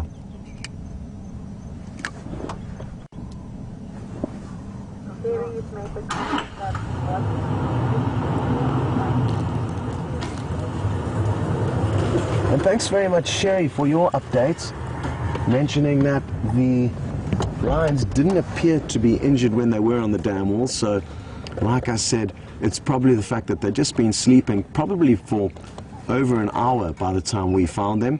And sometimes I wake up with a dead arm. I sleep with my arms under my pillow, and I think the lion had the same problem, and it just woke up and its back right leg had obviously no blood circulation to it in the position it was lying in, and that's why it was hopping on 3 legs. So happily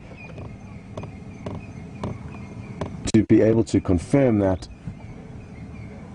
were actually seen with no limps on the dam wall, just as we're seeing them now.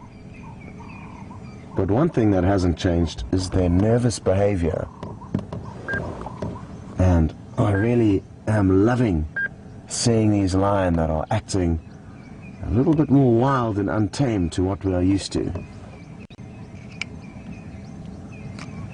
From what is the game plan if the lions charge and jump on the vehicle?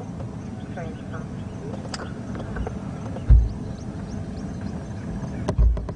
And Trent in Fiji has just brought up a very good point. What would happen if the lions did in fact charge and jump onto the vehicle? Well,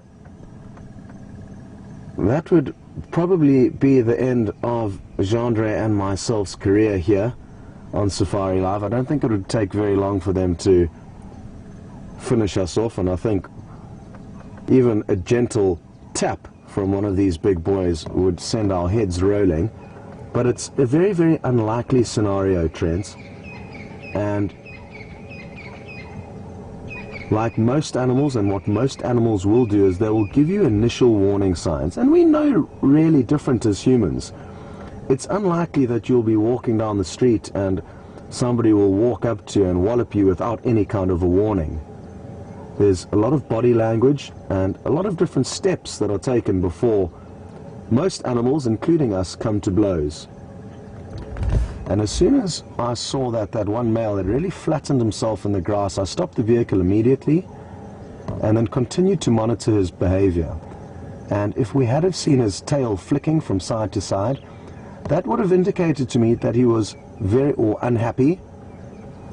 If we didn't take heed to those warnings and drove closer to him when his tail was flicking, then he could very well charge the vehicle.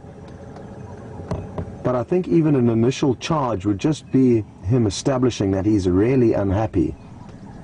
And it would take a lot of antagonizing and lack of reading his signals for him to commit to a full charge onto this vehicle. Even though Gendre and myself are two very small beings when being compared to large male lions like this, we're on a very large vehicle, and it will see us kind of as a team. So it will be able to know that we are individuals on this vehicle, but the fact that we do have this very large vehicle that we kind of are an extension of helps us greatly. And animals will think twice before attacking a being of this size. If, like you did say though, they did jump onto the vehicle, there wouldn't be too much we could do, Trent. I would probably try and open my Leatherman, which is a small multi-tool pocket knife with pliers and a few small blades on it. But that would, in all likelihood, be a futile attempt. I'm looking at Gendre, wondering what he would do. And Gendre said he would pull out the machete, which we have tucked behind my seat, which we have for chopping down branches or trees that have fallen down in the roads. Not a bad option, Gendre, and actually, now that you've said that, I'm going to rearrange my water bottle so I have easier access to it. There we go. Trent, you've put the fear of these lions attacking me into full swing here, so now I've got the machete ready. I'll maybe leave it on the dashboard here for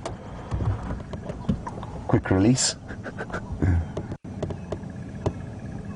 But if I did worry, Trent, and I was hugely concerned, I would have moved out of the area. There we go. Thanks, Gendre, for your good idea there. So we've got the machete ready. It's very unlikely that we will use it though, but just in case, at least we are a little bit more geared up for the unlikely event of these lions giving us any trouble.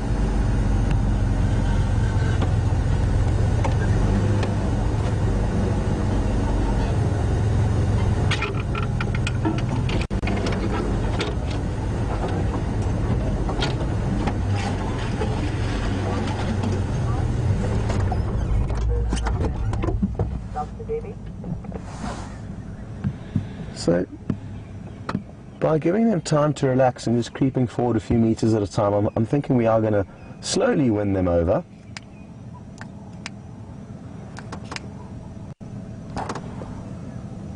size-wise, how do they rate against the Timbers and the Birmingham? So, another great questions come through on a topic that I haven't touched on, and Dr. Debbie is interested to know, how do I think these two boys compare size-wise compared to the Matimba males as well as the Birmingham males?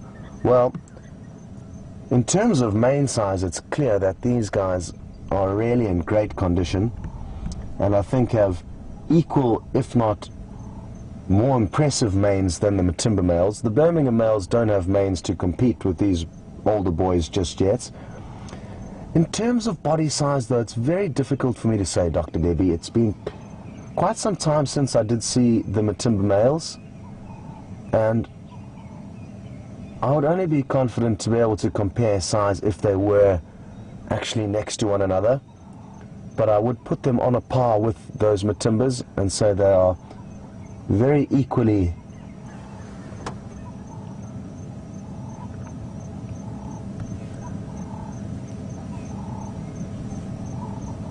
just want to look closely as he walks there. There's a little bit of a limp there, but nothing too serious.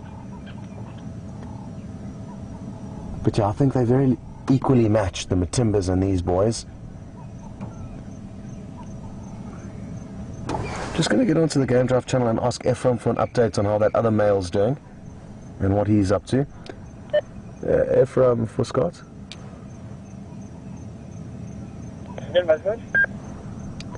If you still got a visual of that other male there? Okay, where is he? There's a waiting side. You give me, I'm stopping here using the waiting side there. Between the three marula there. In the middle of the three marula. Okay, copy, perfect, thank you. So the other male isn't too far away, and I think we can just reposition ever so slightly. The individual we're looking at now has got himself into a position where we can, in fact, see that other male in all like it. So I just want to keep for a little bit and see if we get views of both of them.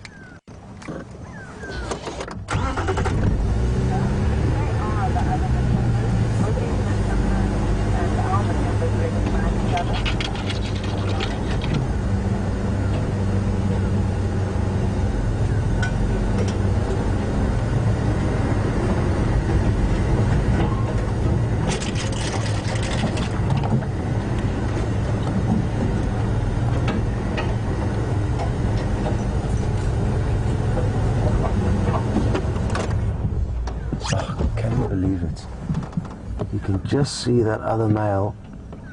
Whenever he sees us, he gets up and moves.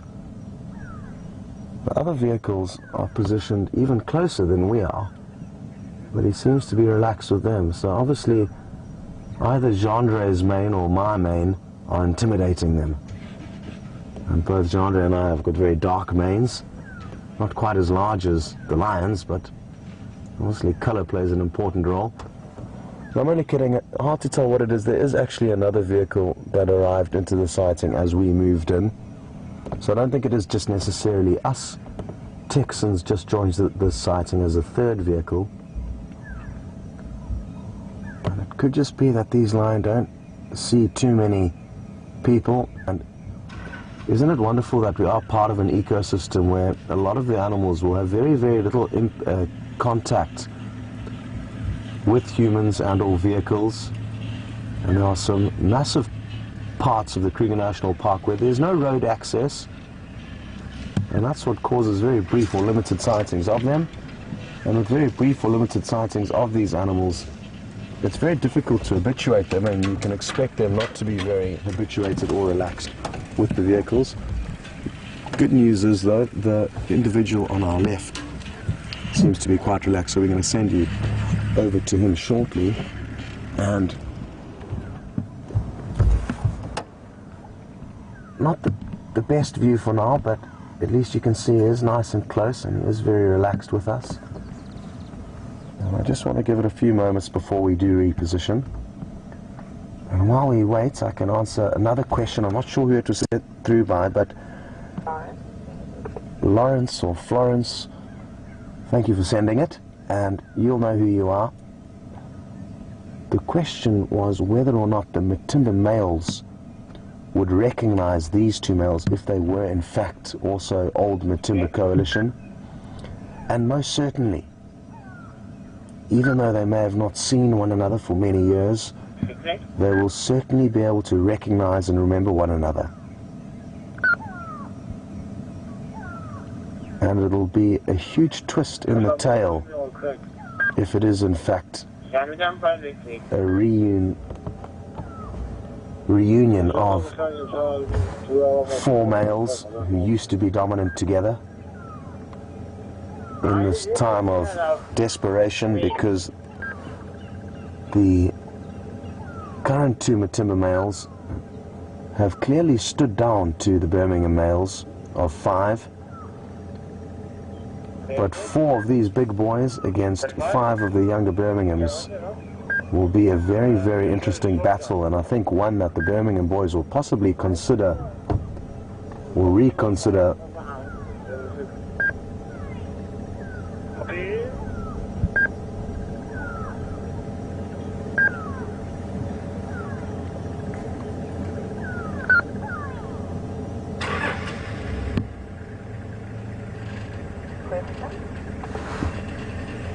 I think this male is beginning to get a bit lonely and wanting to keep up with the other male.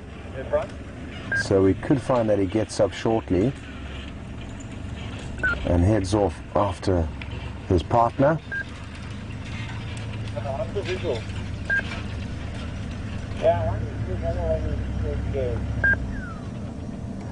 Okay, so I just want to try and move the vehicle a little bit further forward in case he does get up.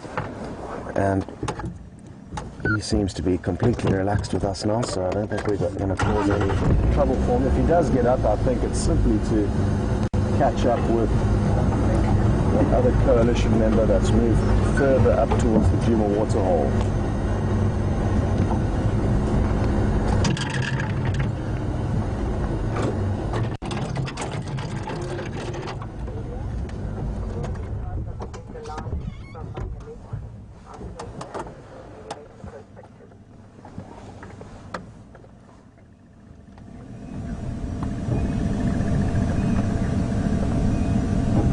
Arcadia has just brought up a good point, asking whether this could possibly be the Majingalan coalition. But it's unlikely, Arcadia. I think that these males have come from the Manyaleti Reserve to the north of us, and the Majingalan coalition is more prevalent in the south of the Sabi Sands. So not north of us, not into the Manyaleti, but rather in the southern Sabi Sands is where the Majingalani coalition do their business. They do head up to Arathusa every now and then, the southern portions of Arathusa, and that's as far north as they usually come. And their territory, coupled with the fact that these lions are clearly not relaxed with the vehicles, will make me lean strongly towards them coming from either Manyaleti or even possibly further north and east into the Kruger National Park.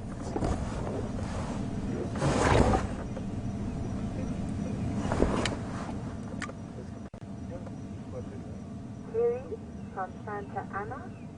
Scott, can their nervousness also be their awareness of other coalitions that might come into the area?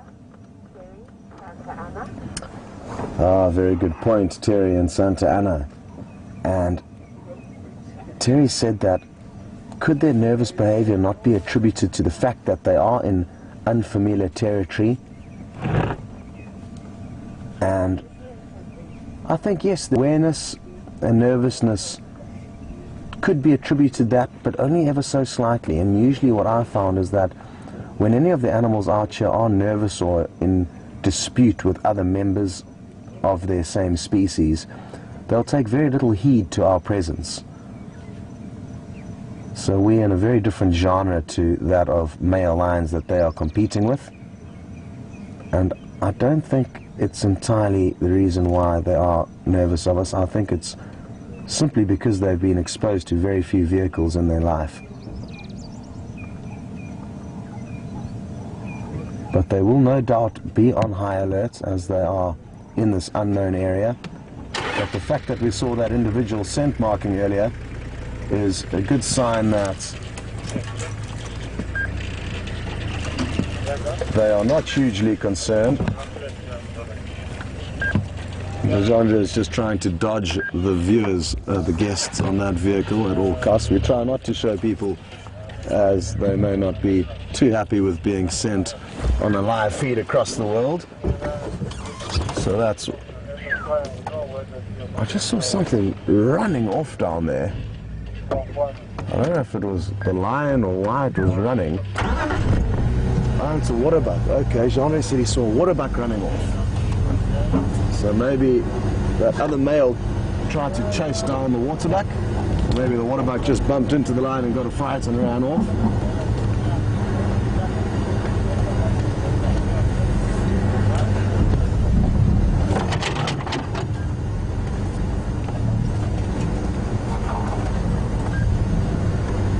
So now we're just going to try and wiggle our way through. It's quite thick here, so I'm going to try and take the path of least resistance.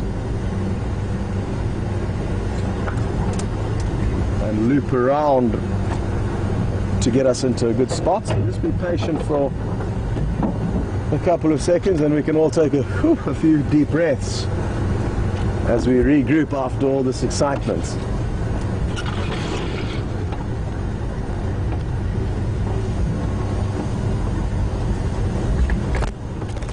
Interestingly enough, these lions are probably only about 200 meters away from where half of the crew stay, at Inga's house.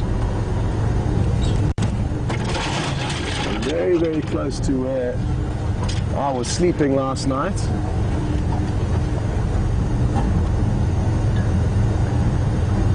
And we're also very close still to the Djuma waterhole, probably only 100 meters, it's just down to our right.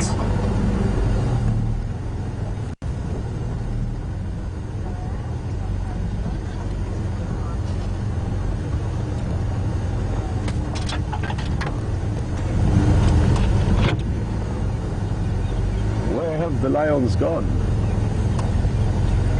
Can't see any sign of them just yet, but I'm not concerned that we've lost them. I'm sure they're going to pop out at any moment.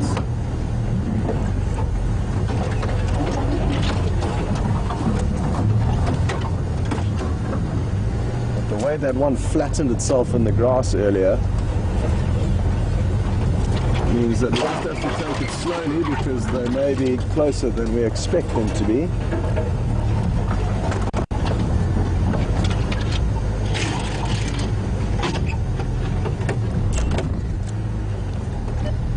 Taxa, have you still got a visual of them?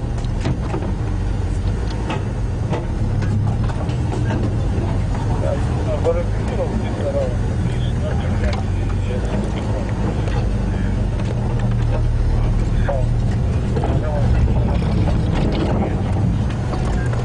Just got a glimpse of one now that's just got up and started moving again. Copy, thanks. I've just got one now, slowly mobile, kind of back towards you, I think. Okay, copy, thanks. Okay. Yes, thanks. I'm a little bit up just to the south of Angus. So, tricky business this. Into that other block there. And Okay, copy.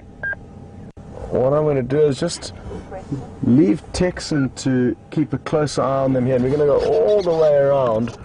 I really don't want to put any unnecessary pressure on them. I don't think we're going to see any huge amounts of action here.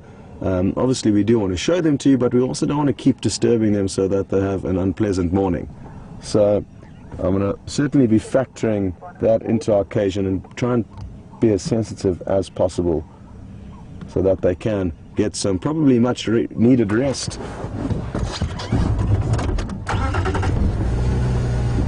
Craig is also making his way in towards the sighting. So let's just stay in comms with Texan and Craig, give them both some time and space. We've had such great views of them, even though they've been brief, that it's time for us to just do a loop around. They are slowly moving and it sounds like they could pop out close to where we're going. can link to James for a quick update and I'll be back. Okay, well, time for you guys to jump on board James's vehicle to see how his morning is coming along, and we will be back with you guys shortly. There.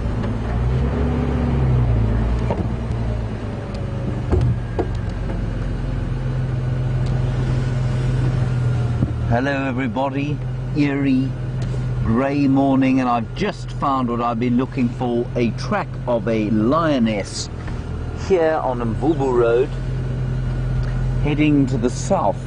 We're going to carry on down here. I think this is very interesting. It's not impossible that this is actually a male. I can't see from the unclear track, and it's possible that these tracks are of the males that Scott and you have been looking at. But I'm going to drive down this road and just see. This is the first track that I found the whole day, which is rather exciting. I hope you've been enjoying those males with Scott. I'm really fascinated to know who they might be, how old they are, how big they are, how impressive they perhaps are, and where on earth they've come from. The abiding mystery of the lions of Djuma. There's a beautiful, beautiful black-crowned chagra there. I'm just going to see if he sits for us long enough. Remember, oh, you nasty little, what you might call it. I nearly said a bad word there, Brian. Did you notice?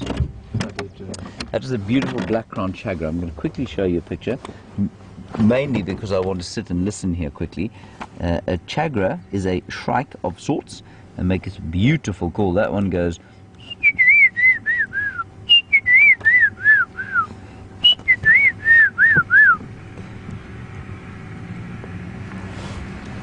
There he is there. Ah, there. That one there.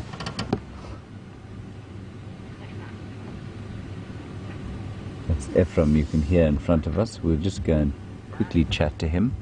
I hope I'm not in the way of their sighting. That is the black-crowned chagra.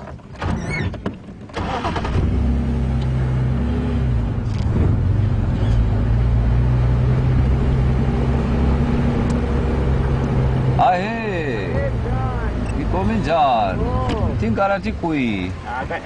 Tile ka enga. Okay. Kunang konsola. I'm sure ya one and one gasle kumbe wanuna kumbe one side. Okay. Ore le ti tawa one side otupuna. Okay. Okay. See you. Okay, bye-bye. Bye. So everybody, that's Ephraim, and Ephraim is working at Cheetah Plains. Well, actually he's on Djuma at the moment, but he does work for Cheetah Plains, and he is just confirming that he does think those tracks that we were on here are of those males that Scott's got. Anyway, we're going to carry on. Nobody has found tracks of the females from last night, so we're going to keep looking for them.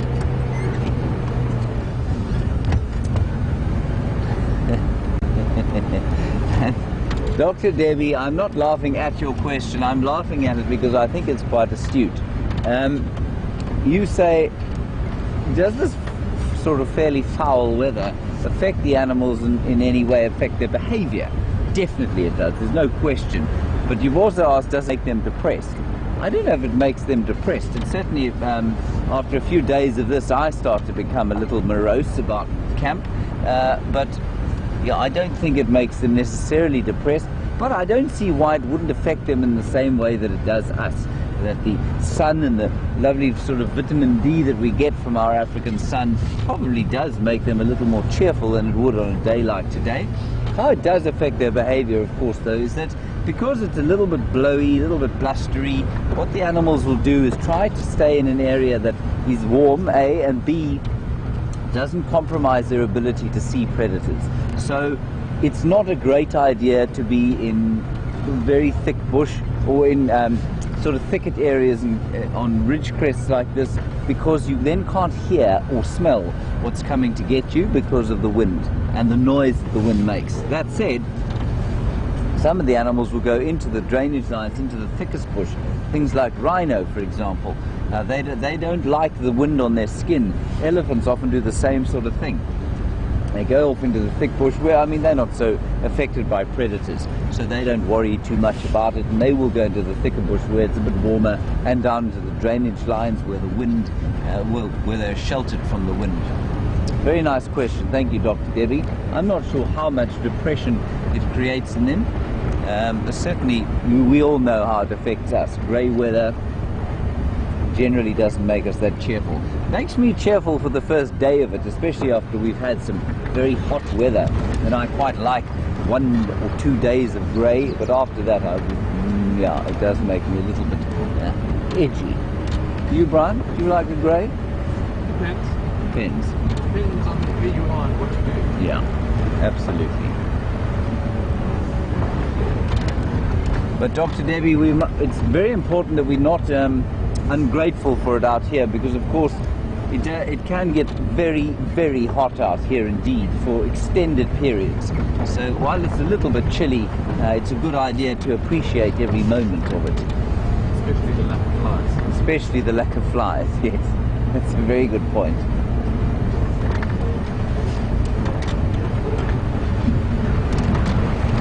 And all around, the little signs of spring continue to spring up, and especially now, I'm just going to try and find you one. I've driven past 3 or 4, hoping to find another one while I was waffling on. There we go. And this lovely bush here started sprouting yesterday, I think. Many of them, Flugia virosa, or the white berry bush. No white berries on it at the moment, of course. Those will come in summer. Quite delicious sort of sweet pea tasting berries, which are, of course, white in colour. Lovely, lovely white berry bushes are starting to sprout all over the place. But our general plan at the moment, people, is to see if we can find tracks of those females, and if we can't, we'll head in the general direction of the hyena den and see what we can pick up there. We unfortunately think they may have moved that den.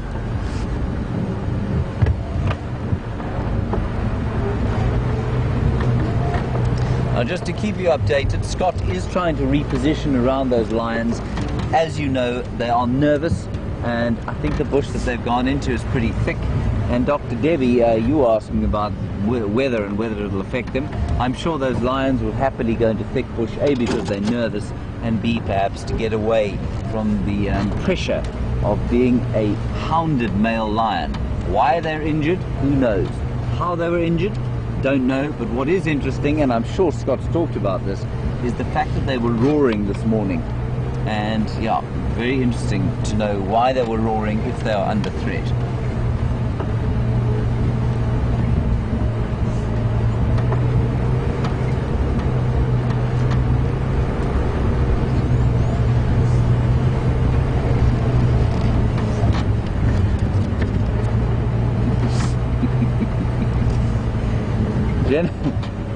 Jennifer in Toronto, I'm not sure if your question is slightly facetious. It's definitely very funny. You want to know if we get crows in South Africa. Jennifer, we definitely get crows in South Africa, a few of them. The one species that we find in this particular area is called the pied crow. Not a particularly attractive bird, a very unattractive call. Typical sort of crow's call. Straighter than other birds. Jennifer?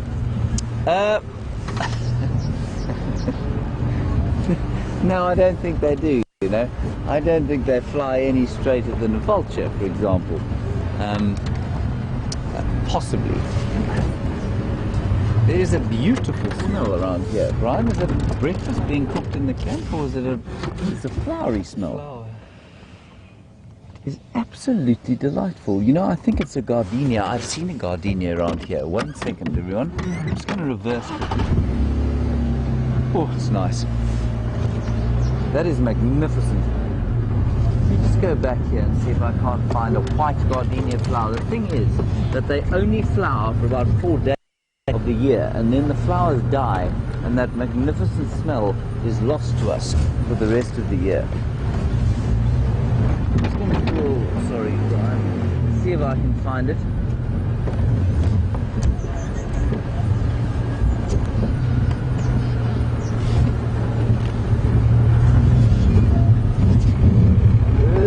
What a windy road.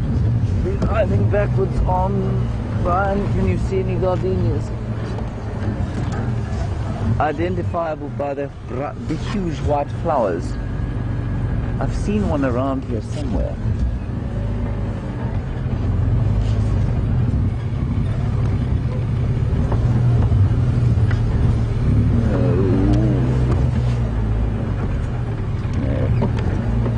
Can't see any gardenias. There's definitely one around here that is giving off the most magnificent smell. It smells a little bit sort of, I guess, like jasmine.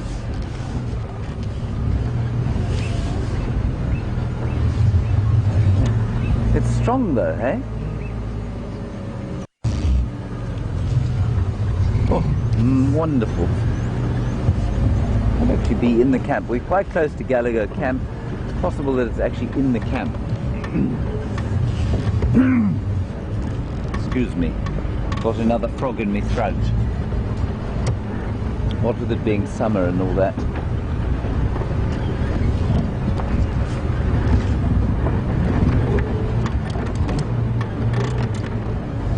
Right. Can't even track down a gardenia which doesn't even move.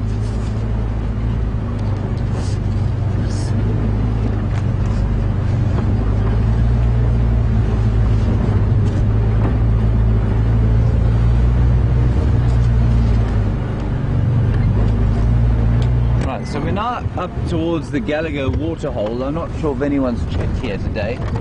And, I mean, it's not unusual for us to find the Nkahuma Pride lying around here somewhere. Especially as their tracks seem to have completely disappeared.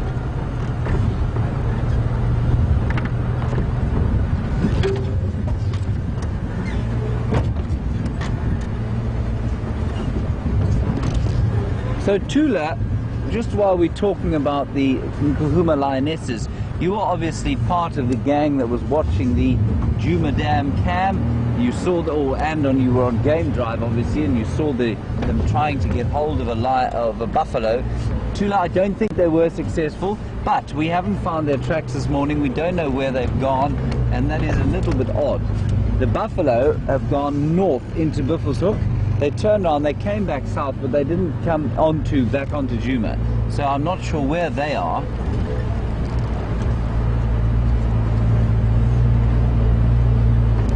But Tula, no, I don't think they killed. As far as we know, they didn't. No lions here.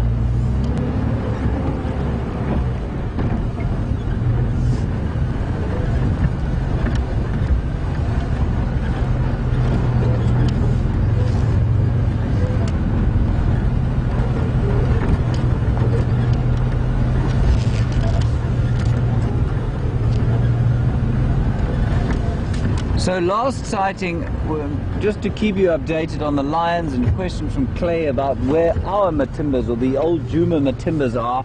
They're on Londolozi at the moment, on the eastern side of Londolozi, which borders Mala Mala, and they are, apparently they killed a buffalo, and they were eating a buffalo recently, two of them together.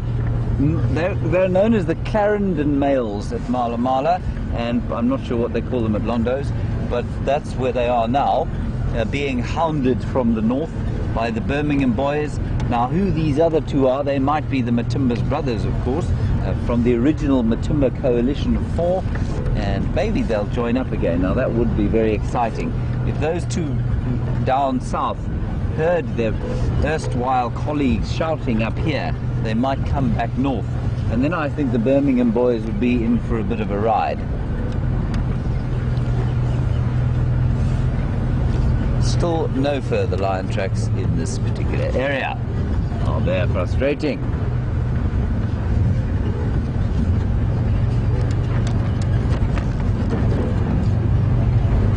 It's starting to spittle a little bit. Brian, do you think that is the universe spittling upon us, or do you think it is an African blessing of rain? Potentially both. Potentially both, yes. I don't think it's going to rain very hard, but as Brian did say, there was a slight shower predicted today, and we're certainly receiving a very slight shower as we speak. You may have noticed also that I have lost some height since you last saw me. This is not because I have become aged and decrepit, but because I have had to remove one of the blankets from underneath me and put it over me because it's a little bit chilly this morning. I have to sit on a tower of blankets, otherwise I am invisible to the camera.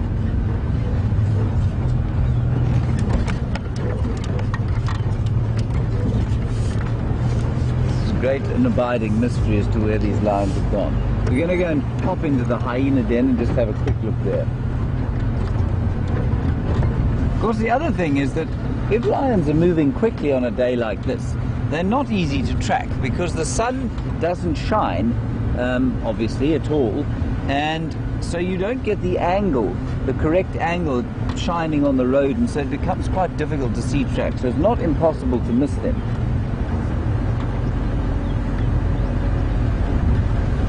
They are still trying to find those males again, everybody, so don't worry about that.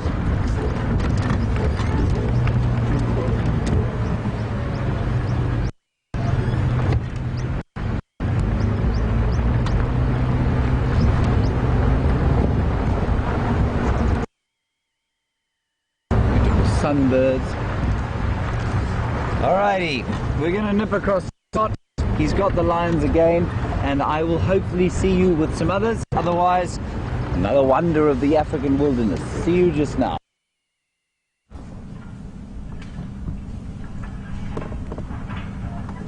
Welcome back, everyone. And we've just managed to get another visual of them, and what a perfect time it is. Because as you can see, the one male here is continuing to scent mark. So these males have come here, not flying below the radar, but with intentions of letting other male lions know that they consider themselves a force to be reckoned with. And we are sure in store for some very interesting lion behavior. Who would have thought it would have got more exciting or interesting than it currently is? Just with the Birmingham males. But now two of these other males have just come onto the scene.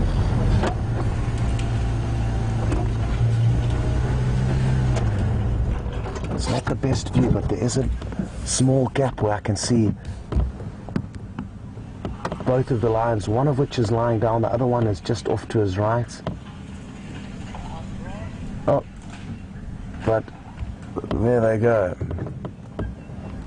Got a brief glimpse of one still there.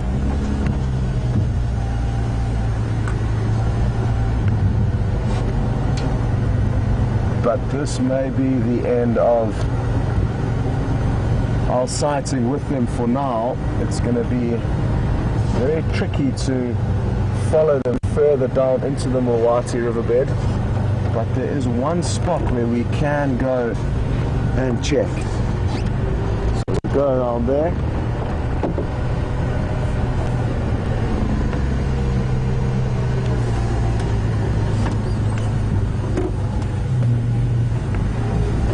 And while you were across with James, I did ask Craig and Texan if they knew or had any ideas as to which lion these could be, and they're not too sure. Craig seems to think that it's the same two males that chased Junior, the young male from the Nkahuma Pride, off a buffalo kill in Buffalo's Hook about a week or so ago, but nobody's exactly sure who they are, and I'm sure we will be able to work out who they are.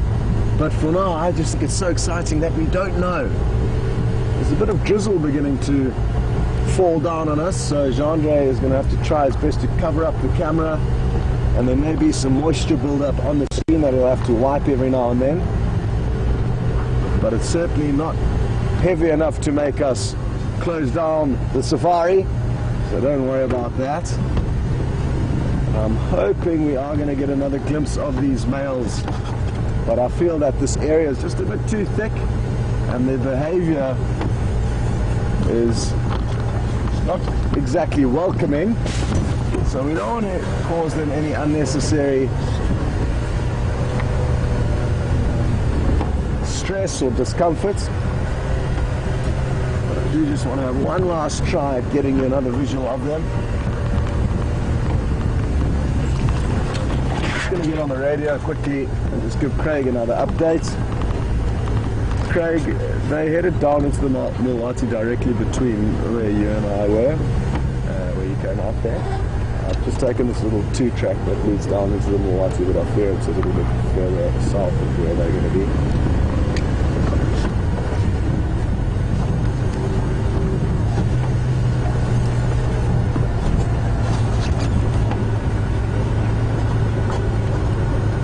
Copy that.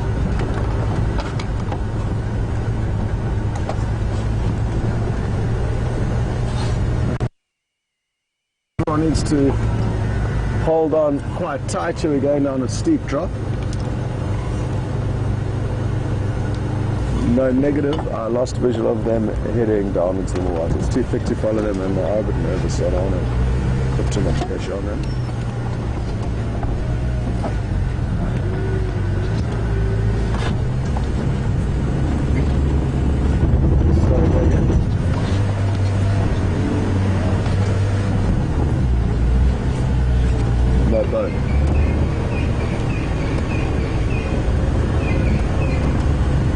So just keeping Craig fully updated as to what's going on.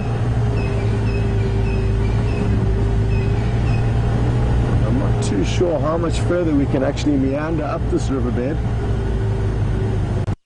There's something quite interesting that we can just stop and look at, and it's helmeted guinea fowl who are digging through a big pile of elephant dung looking for breakfast. Charming. They are such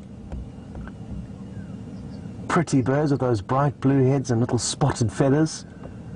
And I'm told that some of you were enjoying an elephant sighting here with Jamie just 2 days ago. So it's 2-day-old elephant dung that they're sifting through, and they'll be looking for vegetable matter as well as little insects that will be beginning to further feed on and break down that ellie dung.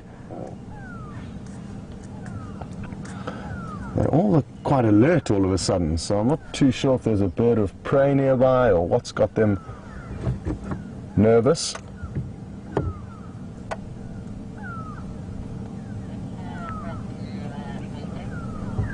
Okay, let's keep going. Let's see if we can get a little bit closer to where I last saw these lines. It's further up of where we are here.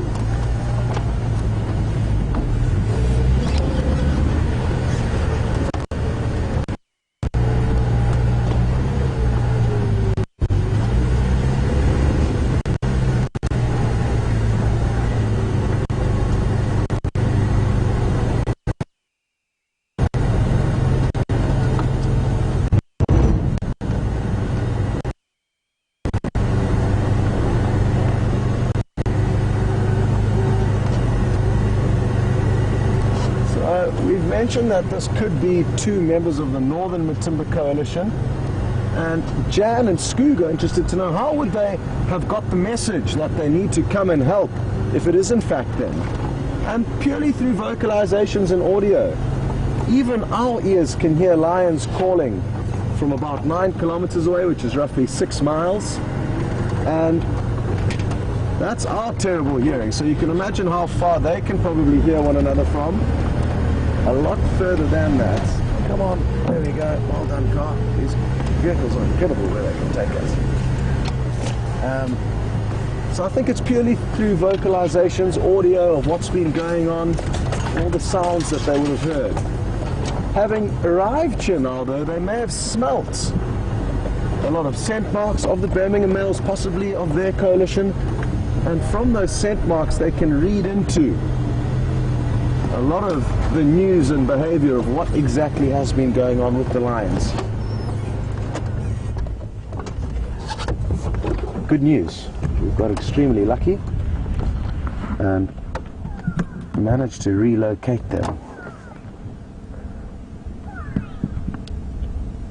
Craig, I have relocated. I'm not sure your best access, but we are in the Mawati, basically directly west of where you saw me. Sorry, east of where you saw me. And it's not one, but actually both of them. The other one you can see his head twitching in the background.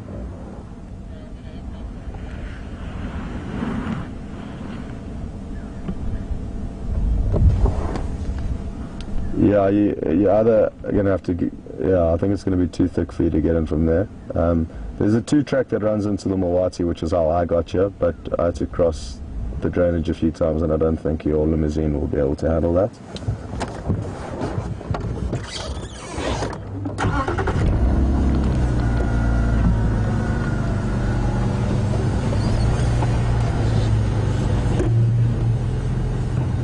Yeah, you can certainly try that.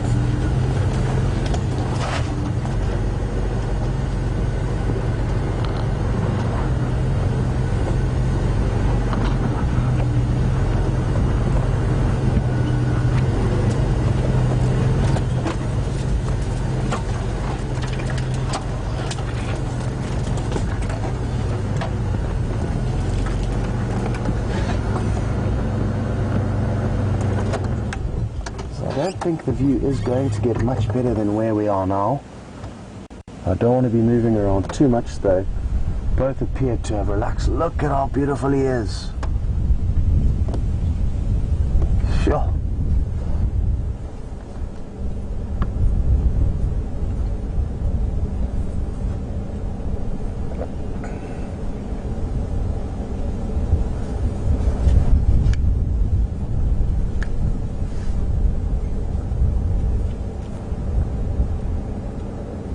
Still very alert, aware, head up, listening. Sadly, we've got no reports of where the Birmingham males could be. The two Matimba males were quite far south of where we are now, south of the Sand River, and they had a buffalo kill that they were busy feeding on. Yesterday, they still had a large amount of it remaining, and I'm guessing they could still be there. But it would be wonderful to know, where are the Nkuhumas? Have they reunited with the whole pride? There was 2 different bunches, one of 3 lioness last night, and other 2 lioness, and the young male were seen to the west of us on Arathusa and Sibambili. He certainly does have something wrong with his hip. It's not just a dead leg, but I think it warms up as he gets going. There's the other male moving off in the background, you may have got a glimpse of.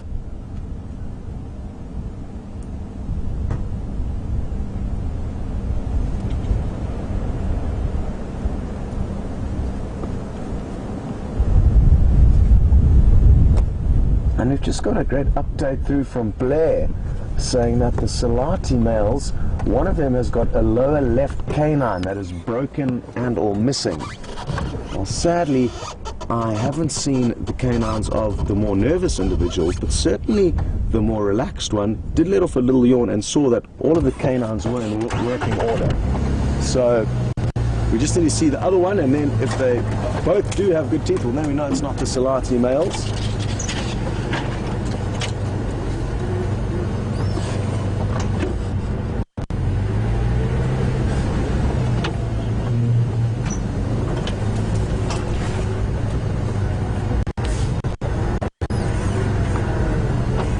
And I believe a lot of you are sending through your thoughts and ideas as to who you think these lions could be, so thank you very much. It's about 50-50, I'm told. Some think the Matimbas, others think Salatis, and by Matimbas I mean the northern Matimbas, not the 2 regular ones we're used to seeing.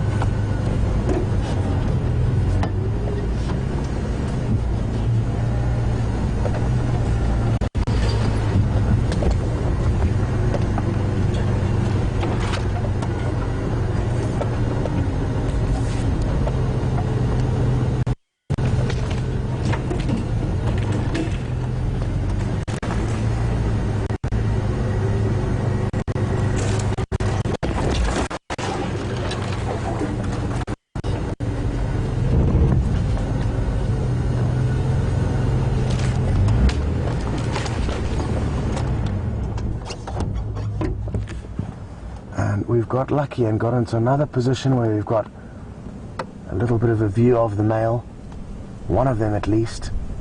Beautiful low angle. Pity there's a few bushes in the way, but we're kind of sitting eye level with them now, which is a great angle we don't often get to show you. Jennifer and Fenton's interested to know which direction are they heading in. Are they heading back towards the waterhole? At the moment, no, I don't think so. Their last little bit of movement, there's Craig, we're directly between you and the Mawati now.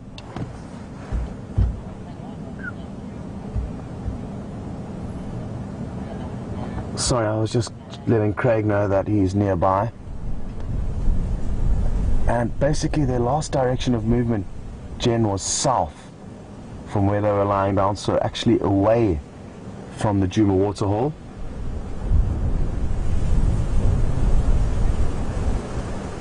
So sadly, I don't think we'll get there anytime soon. I think we are going to have our work cut out for us trying to find these boys this afternoon, because I think they are going to move during this very cloudy.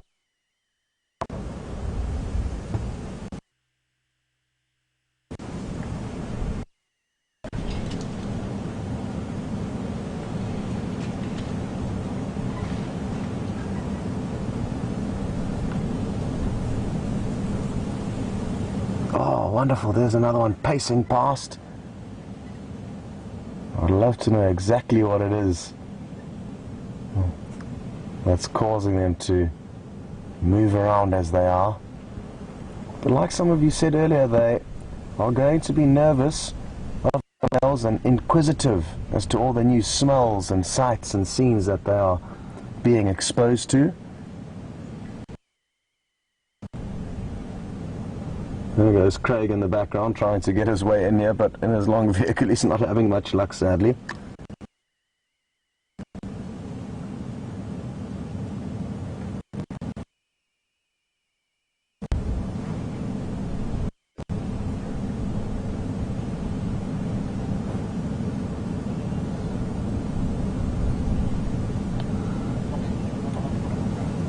And back to the kind of injury or problem with the back left leg of this one male, the more relaxed one. Remay and Nancy have both pointed out that there doesn't appear to be quite enough muscle on that back left leg. It looks a little bit underdeveloped or weakened, and I completely agree. I wonder what's caused that. There might be some kind of very slight paralysis to that back left leg. That's why the muscle isn't generating and why it kind of hobbles ever so slightly. That's just a complete guess off the top of my head, but there certainly does appear to be some kind of a problem, and I completely agree with you guys. That back left leg looks a little bit bony, and I don't think it's anything to be too concerned about though. And if an animal has a very slight limp, it is often not going to be a huge concern for that individual. And when the time comes to operate, be it hunting or fighting, you'll probably have no idea that there is that slight injury there.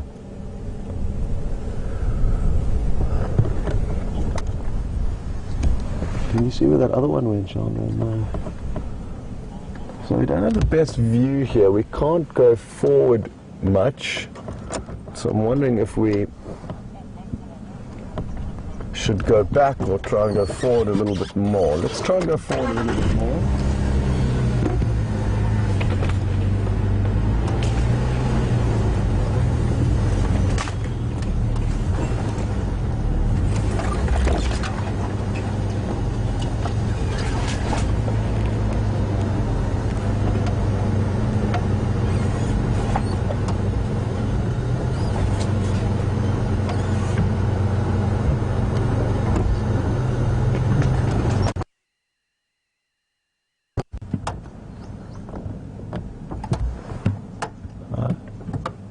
do have a faint glimpse of the other individual,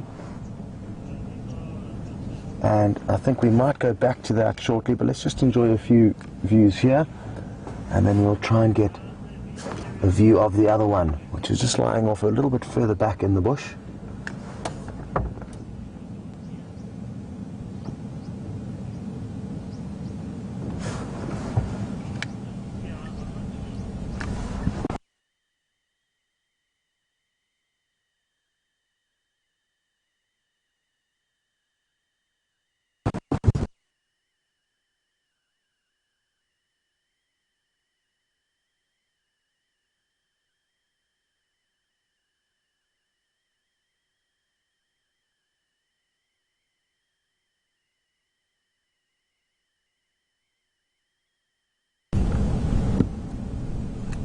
No, apologies for the lack of picture, but it should pop back anytime shortly.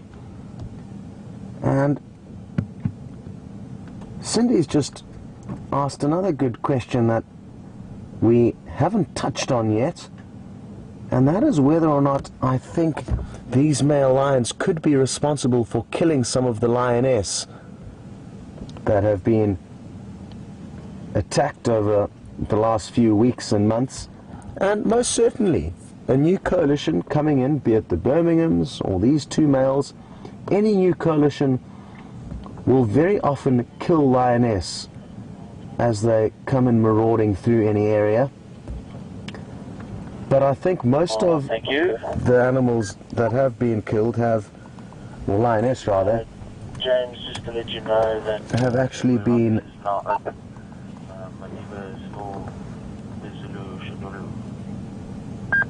apologies, just the radios all of a sudden started coming through here, which is strange.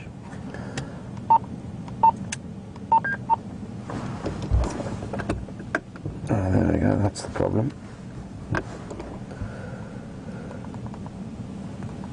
As I was saying, that most of the lioness that have been killed have been people have been relatively sure that it's either been the Birmingham males that were involved in the fights or the two Matimba males. So I don't think that any of the lioness that we know of that have been killed have been caught up by these boys. But it's not to say it won't happen or that it's abnormal for it to happen. So we mustn't be too hard on the Birmingham boys as they kill the lioness. It's obviously the last thing any of us want, but it's fairly typical behavior of any coalition coming into an area. Let's see if we can go back a little bit and get you a view of the other one.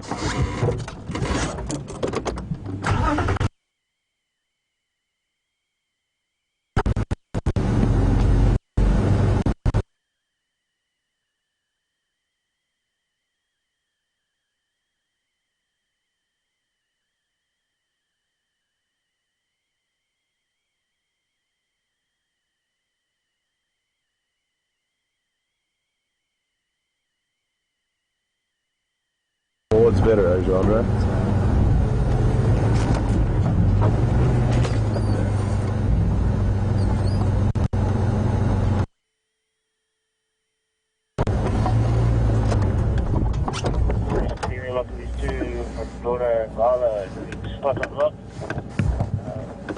They are between Tundam and Mawati, south of Wahlberg's Road.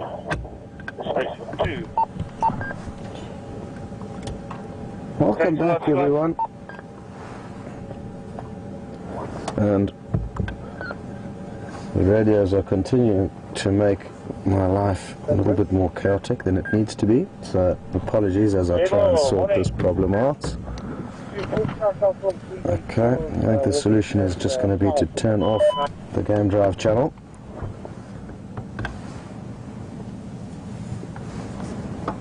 And look at those eyes staring back at us. It's going to be a scary process trying to find these boys on foot if they have moved from here this afternoon.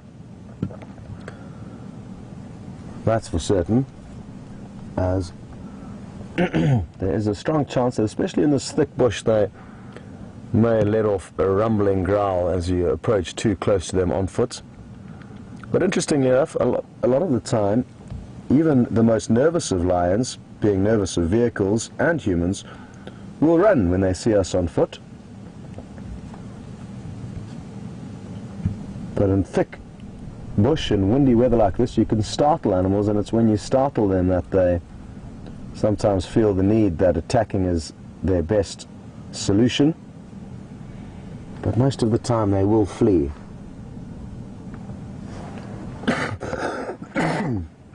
Now, I'm guessing that this earpiece may have broken, or I'm not sure, Jean, you can't... no, we're good.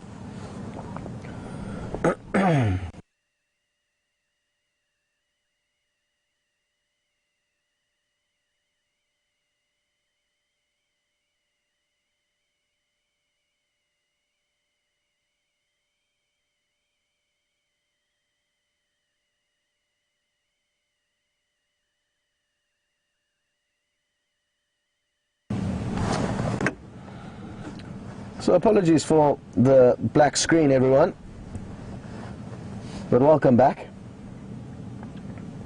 And Rena has asked a question, and she's interested to know, because these boys are nomads, could they hook up with the Nkuhuma pride?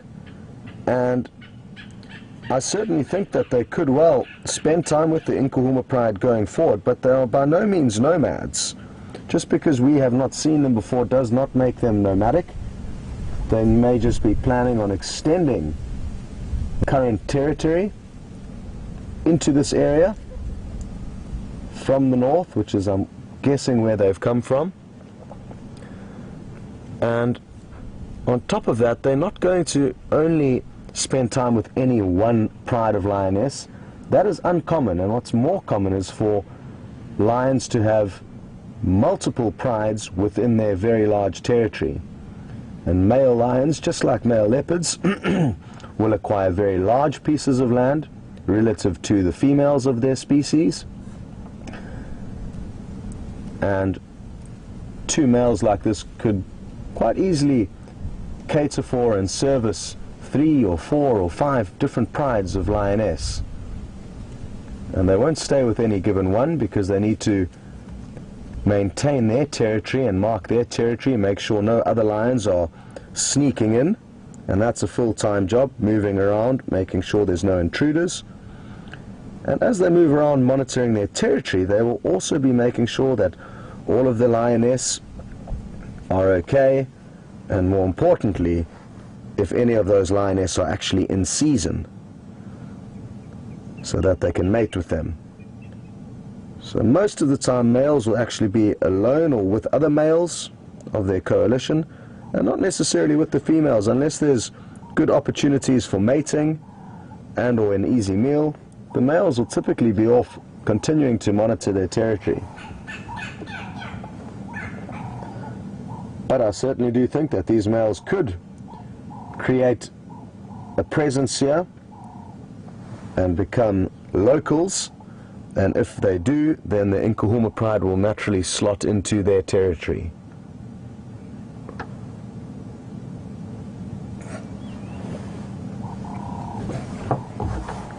I think I want to move back forward into the other position. The one lion has got his head back up, and we don't have the best view of this other individual from here. So let's just reposition ever so slightly.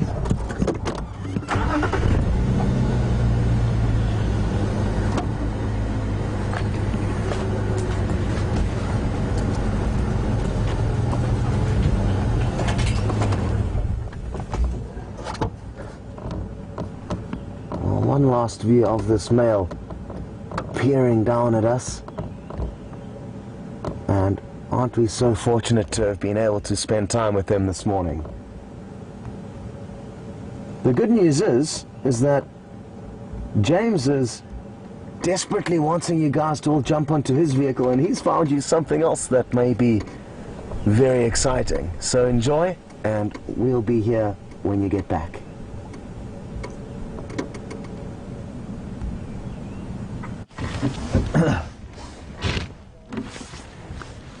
Welcome back to Jigger, everybody. We have found you a termite mound And on that termite mound is a knobthorn tree, which is very exciting.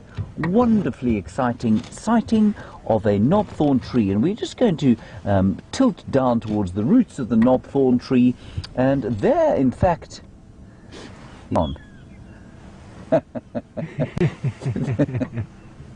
there was a leopard there, everyone. He's gone. There was a leopard there, I promise. I promise you there was a leopard there. He's put his head down. It's young Madiba. And there he is.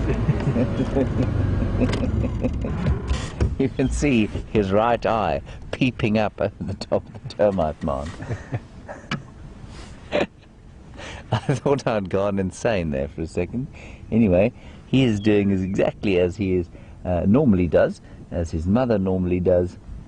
They love to sit on termite mounds, and you can see he's hunkering down there in the thickness of the grass and the sort of scraggly bushes up top in order to shelter himself from the rain, but at the same time give him a nice vantage point. So if you do see a couple of droplets on the lens on your screen, that is a function, I'm afraid, of the fact that we are now parked basically in a cloud that has sat on the low felt. Excellent sighting of the top third of his head and his right ear.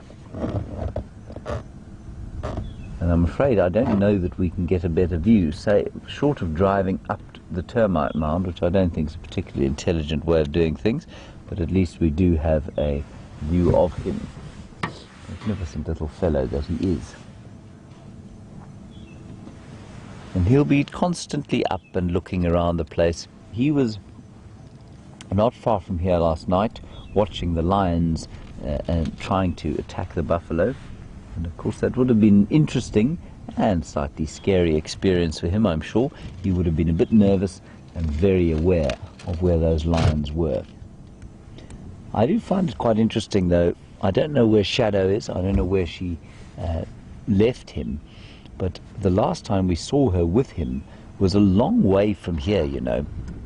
She was way down towards the Arathusa airstrip, which is a long way south of where we are now. I don't know if he's moving or just gone to sleep. He'll roll forward. There he is. Stuck his little head up again. He's not going anywhere. I think he's going to remain there for much of the day.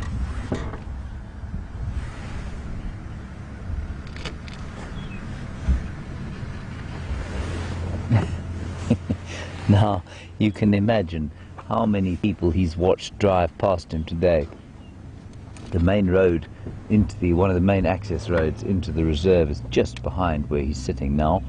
And you can imagine how many people would have driven past him without seeing him.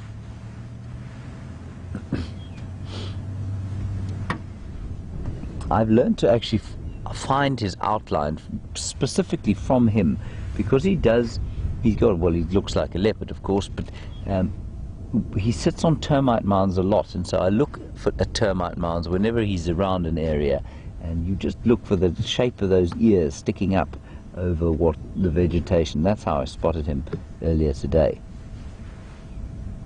Although he was found, we did know, in the general vicinity. It's a spectacular sighting of two spots now.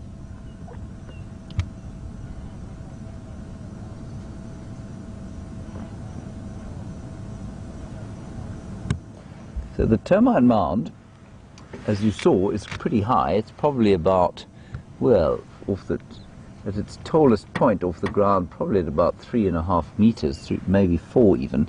But what is interesting, while we just wait and see if he doesn't stick his head up again, I don't think he's going to unless I move the car, it actually extends. We are parked on a piece of it here, and you can see the road there, and it extends halfway to the road in the background, underneath the car, and another sort of 10 meters off to the right hand side of where I am. It is a massive underground construction that you can see everywhere where it's clear, where the grass is green there, that was once part of this termite mound. And So you can see the millions and millions of termites of the species Macrotermes natalensis that would have been living and going through their astonishing life cycles in the spot where this young leopard now finds himself sitting.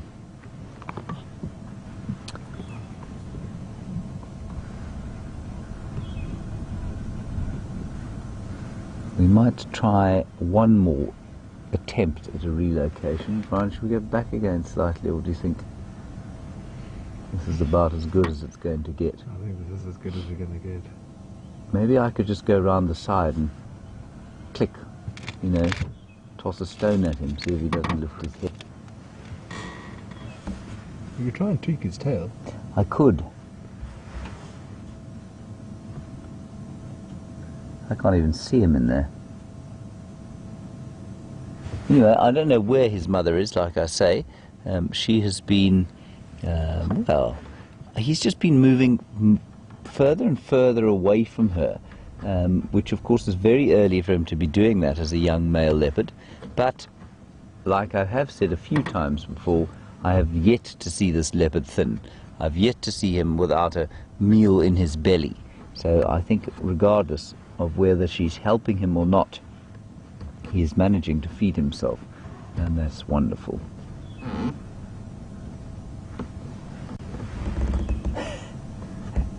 It's a spectacular sighting, Brian. Yeah, great stuff.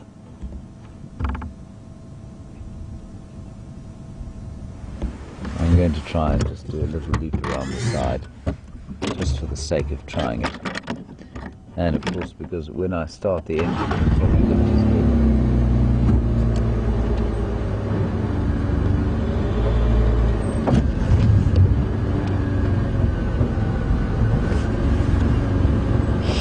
I'm just going to get hold of Scott. He's struggling to talk to Nikki, as you know, on the on the comms from our final control. I'm going to hail him upon the game drive radio, and then you can go back and have a look at him. Scott, you copy Scott?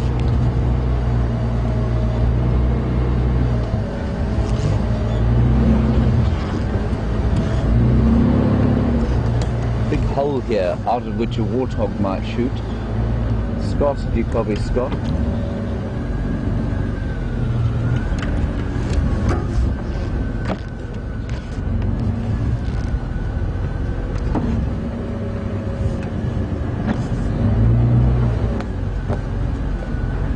I'm afraid we're not going to get a great view of this. Scott is not copying us or the final control at the moment, so we're just going to try and get an update about on those lines from him, and then we'll nip back to him. So I'm going to do a turnaround here.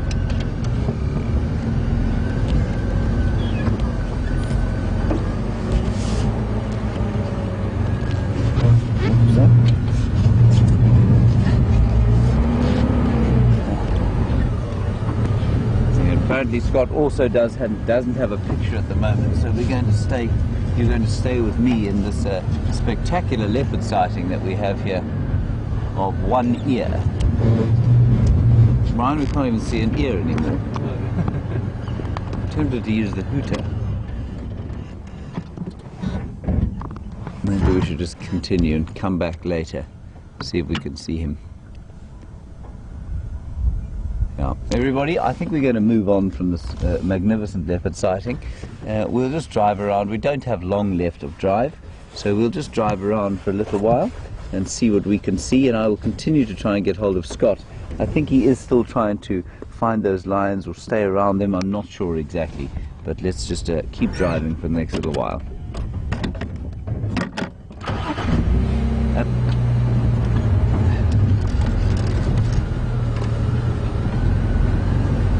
Bye-bye, Madiba / Sindilo. Thanks very much for that spectacular look at your top ear.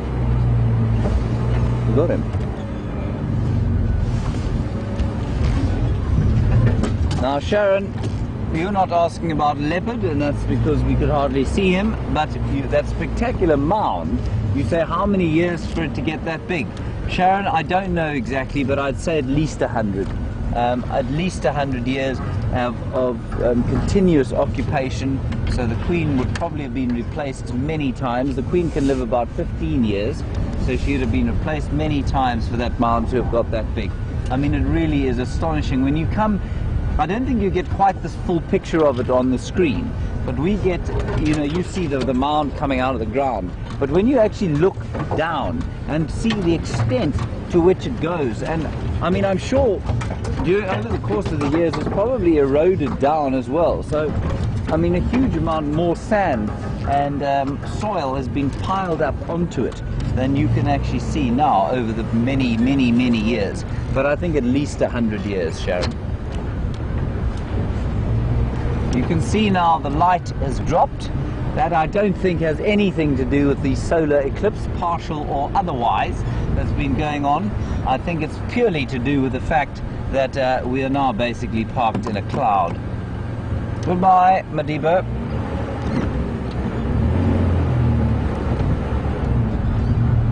Now, I mean, he is going to be passed by at least 100 cars today.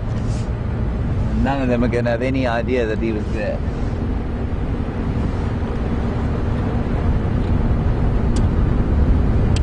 Ooh, Brian, it's quite a lot of rain. Please excuse the spots, everybody. That is Brian trying to protect the lens. It's not working very well. It's not working very well. Difficult in a squall like this. I suppose I should enjoy this weather, what with my Scottish roots, but I think this is probably why my ancestors moved to South Africa, to escape such weather.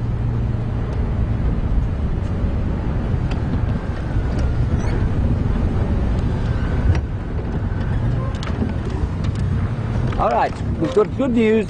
Scott is back sort of online-ish, maybe.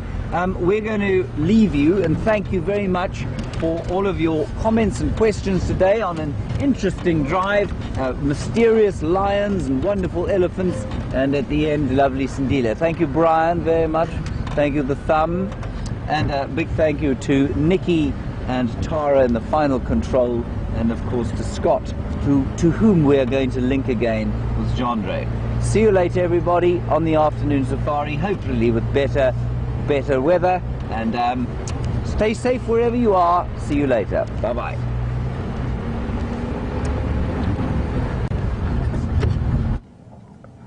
Welcome back, everyone. And it sounds like Sindila is teasing everyone this morning. I heard Taxon leaving the sighting, and he was disgusted by the fact that all he could see was the leopard's ears on that massive termite mound, and it certainly has been an interesting morning with the big cats, and happy that you did get to see a glimpse of Madiba, especially considering he was seen very close to the Nkuhuma lioness last night, so I'm glad he didn't get caught up in any trouble there. As you can see, these males, or at least one of them, is fast asleep. The other one is doing the same thing. You can't really see very well though, but Jandre can possibly attempt to give you a glimpse of the other male. You can just see a flat creamy color there, and there the dark mane is.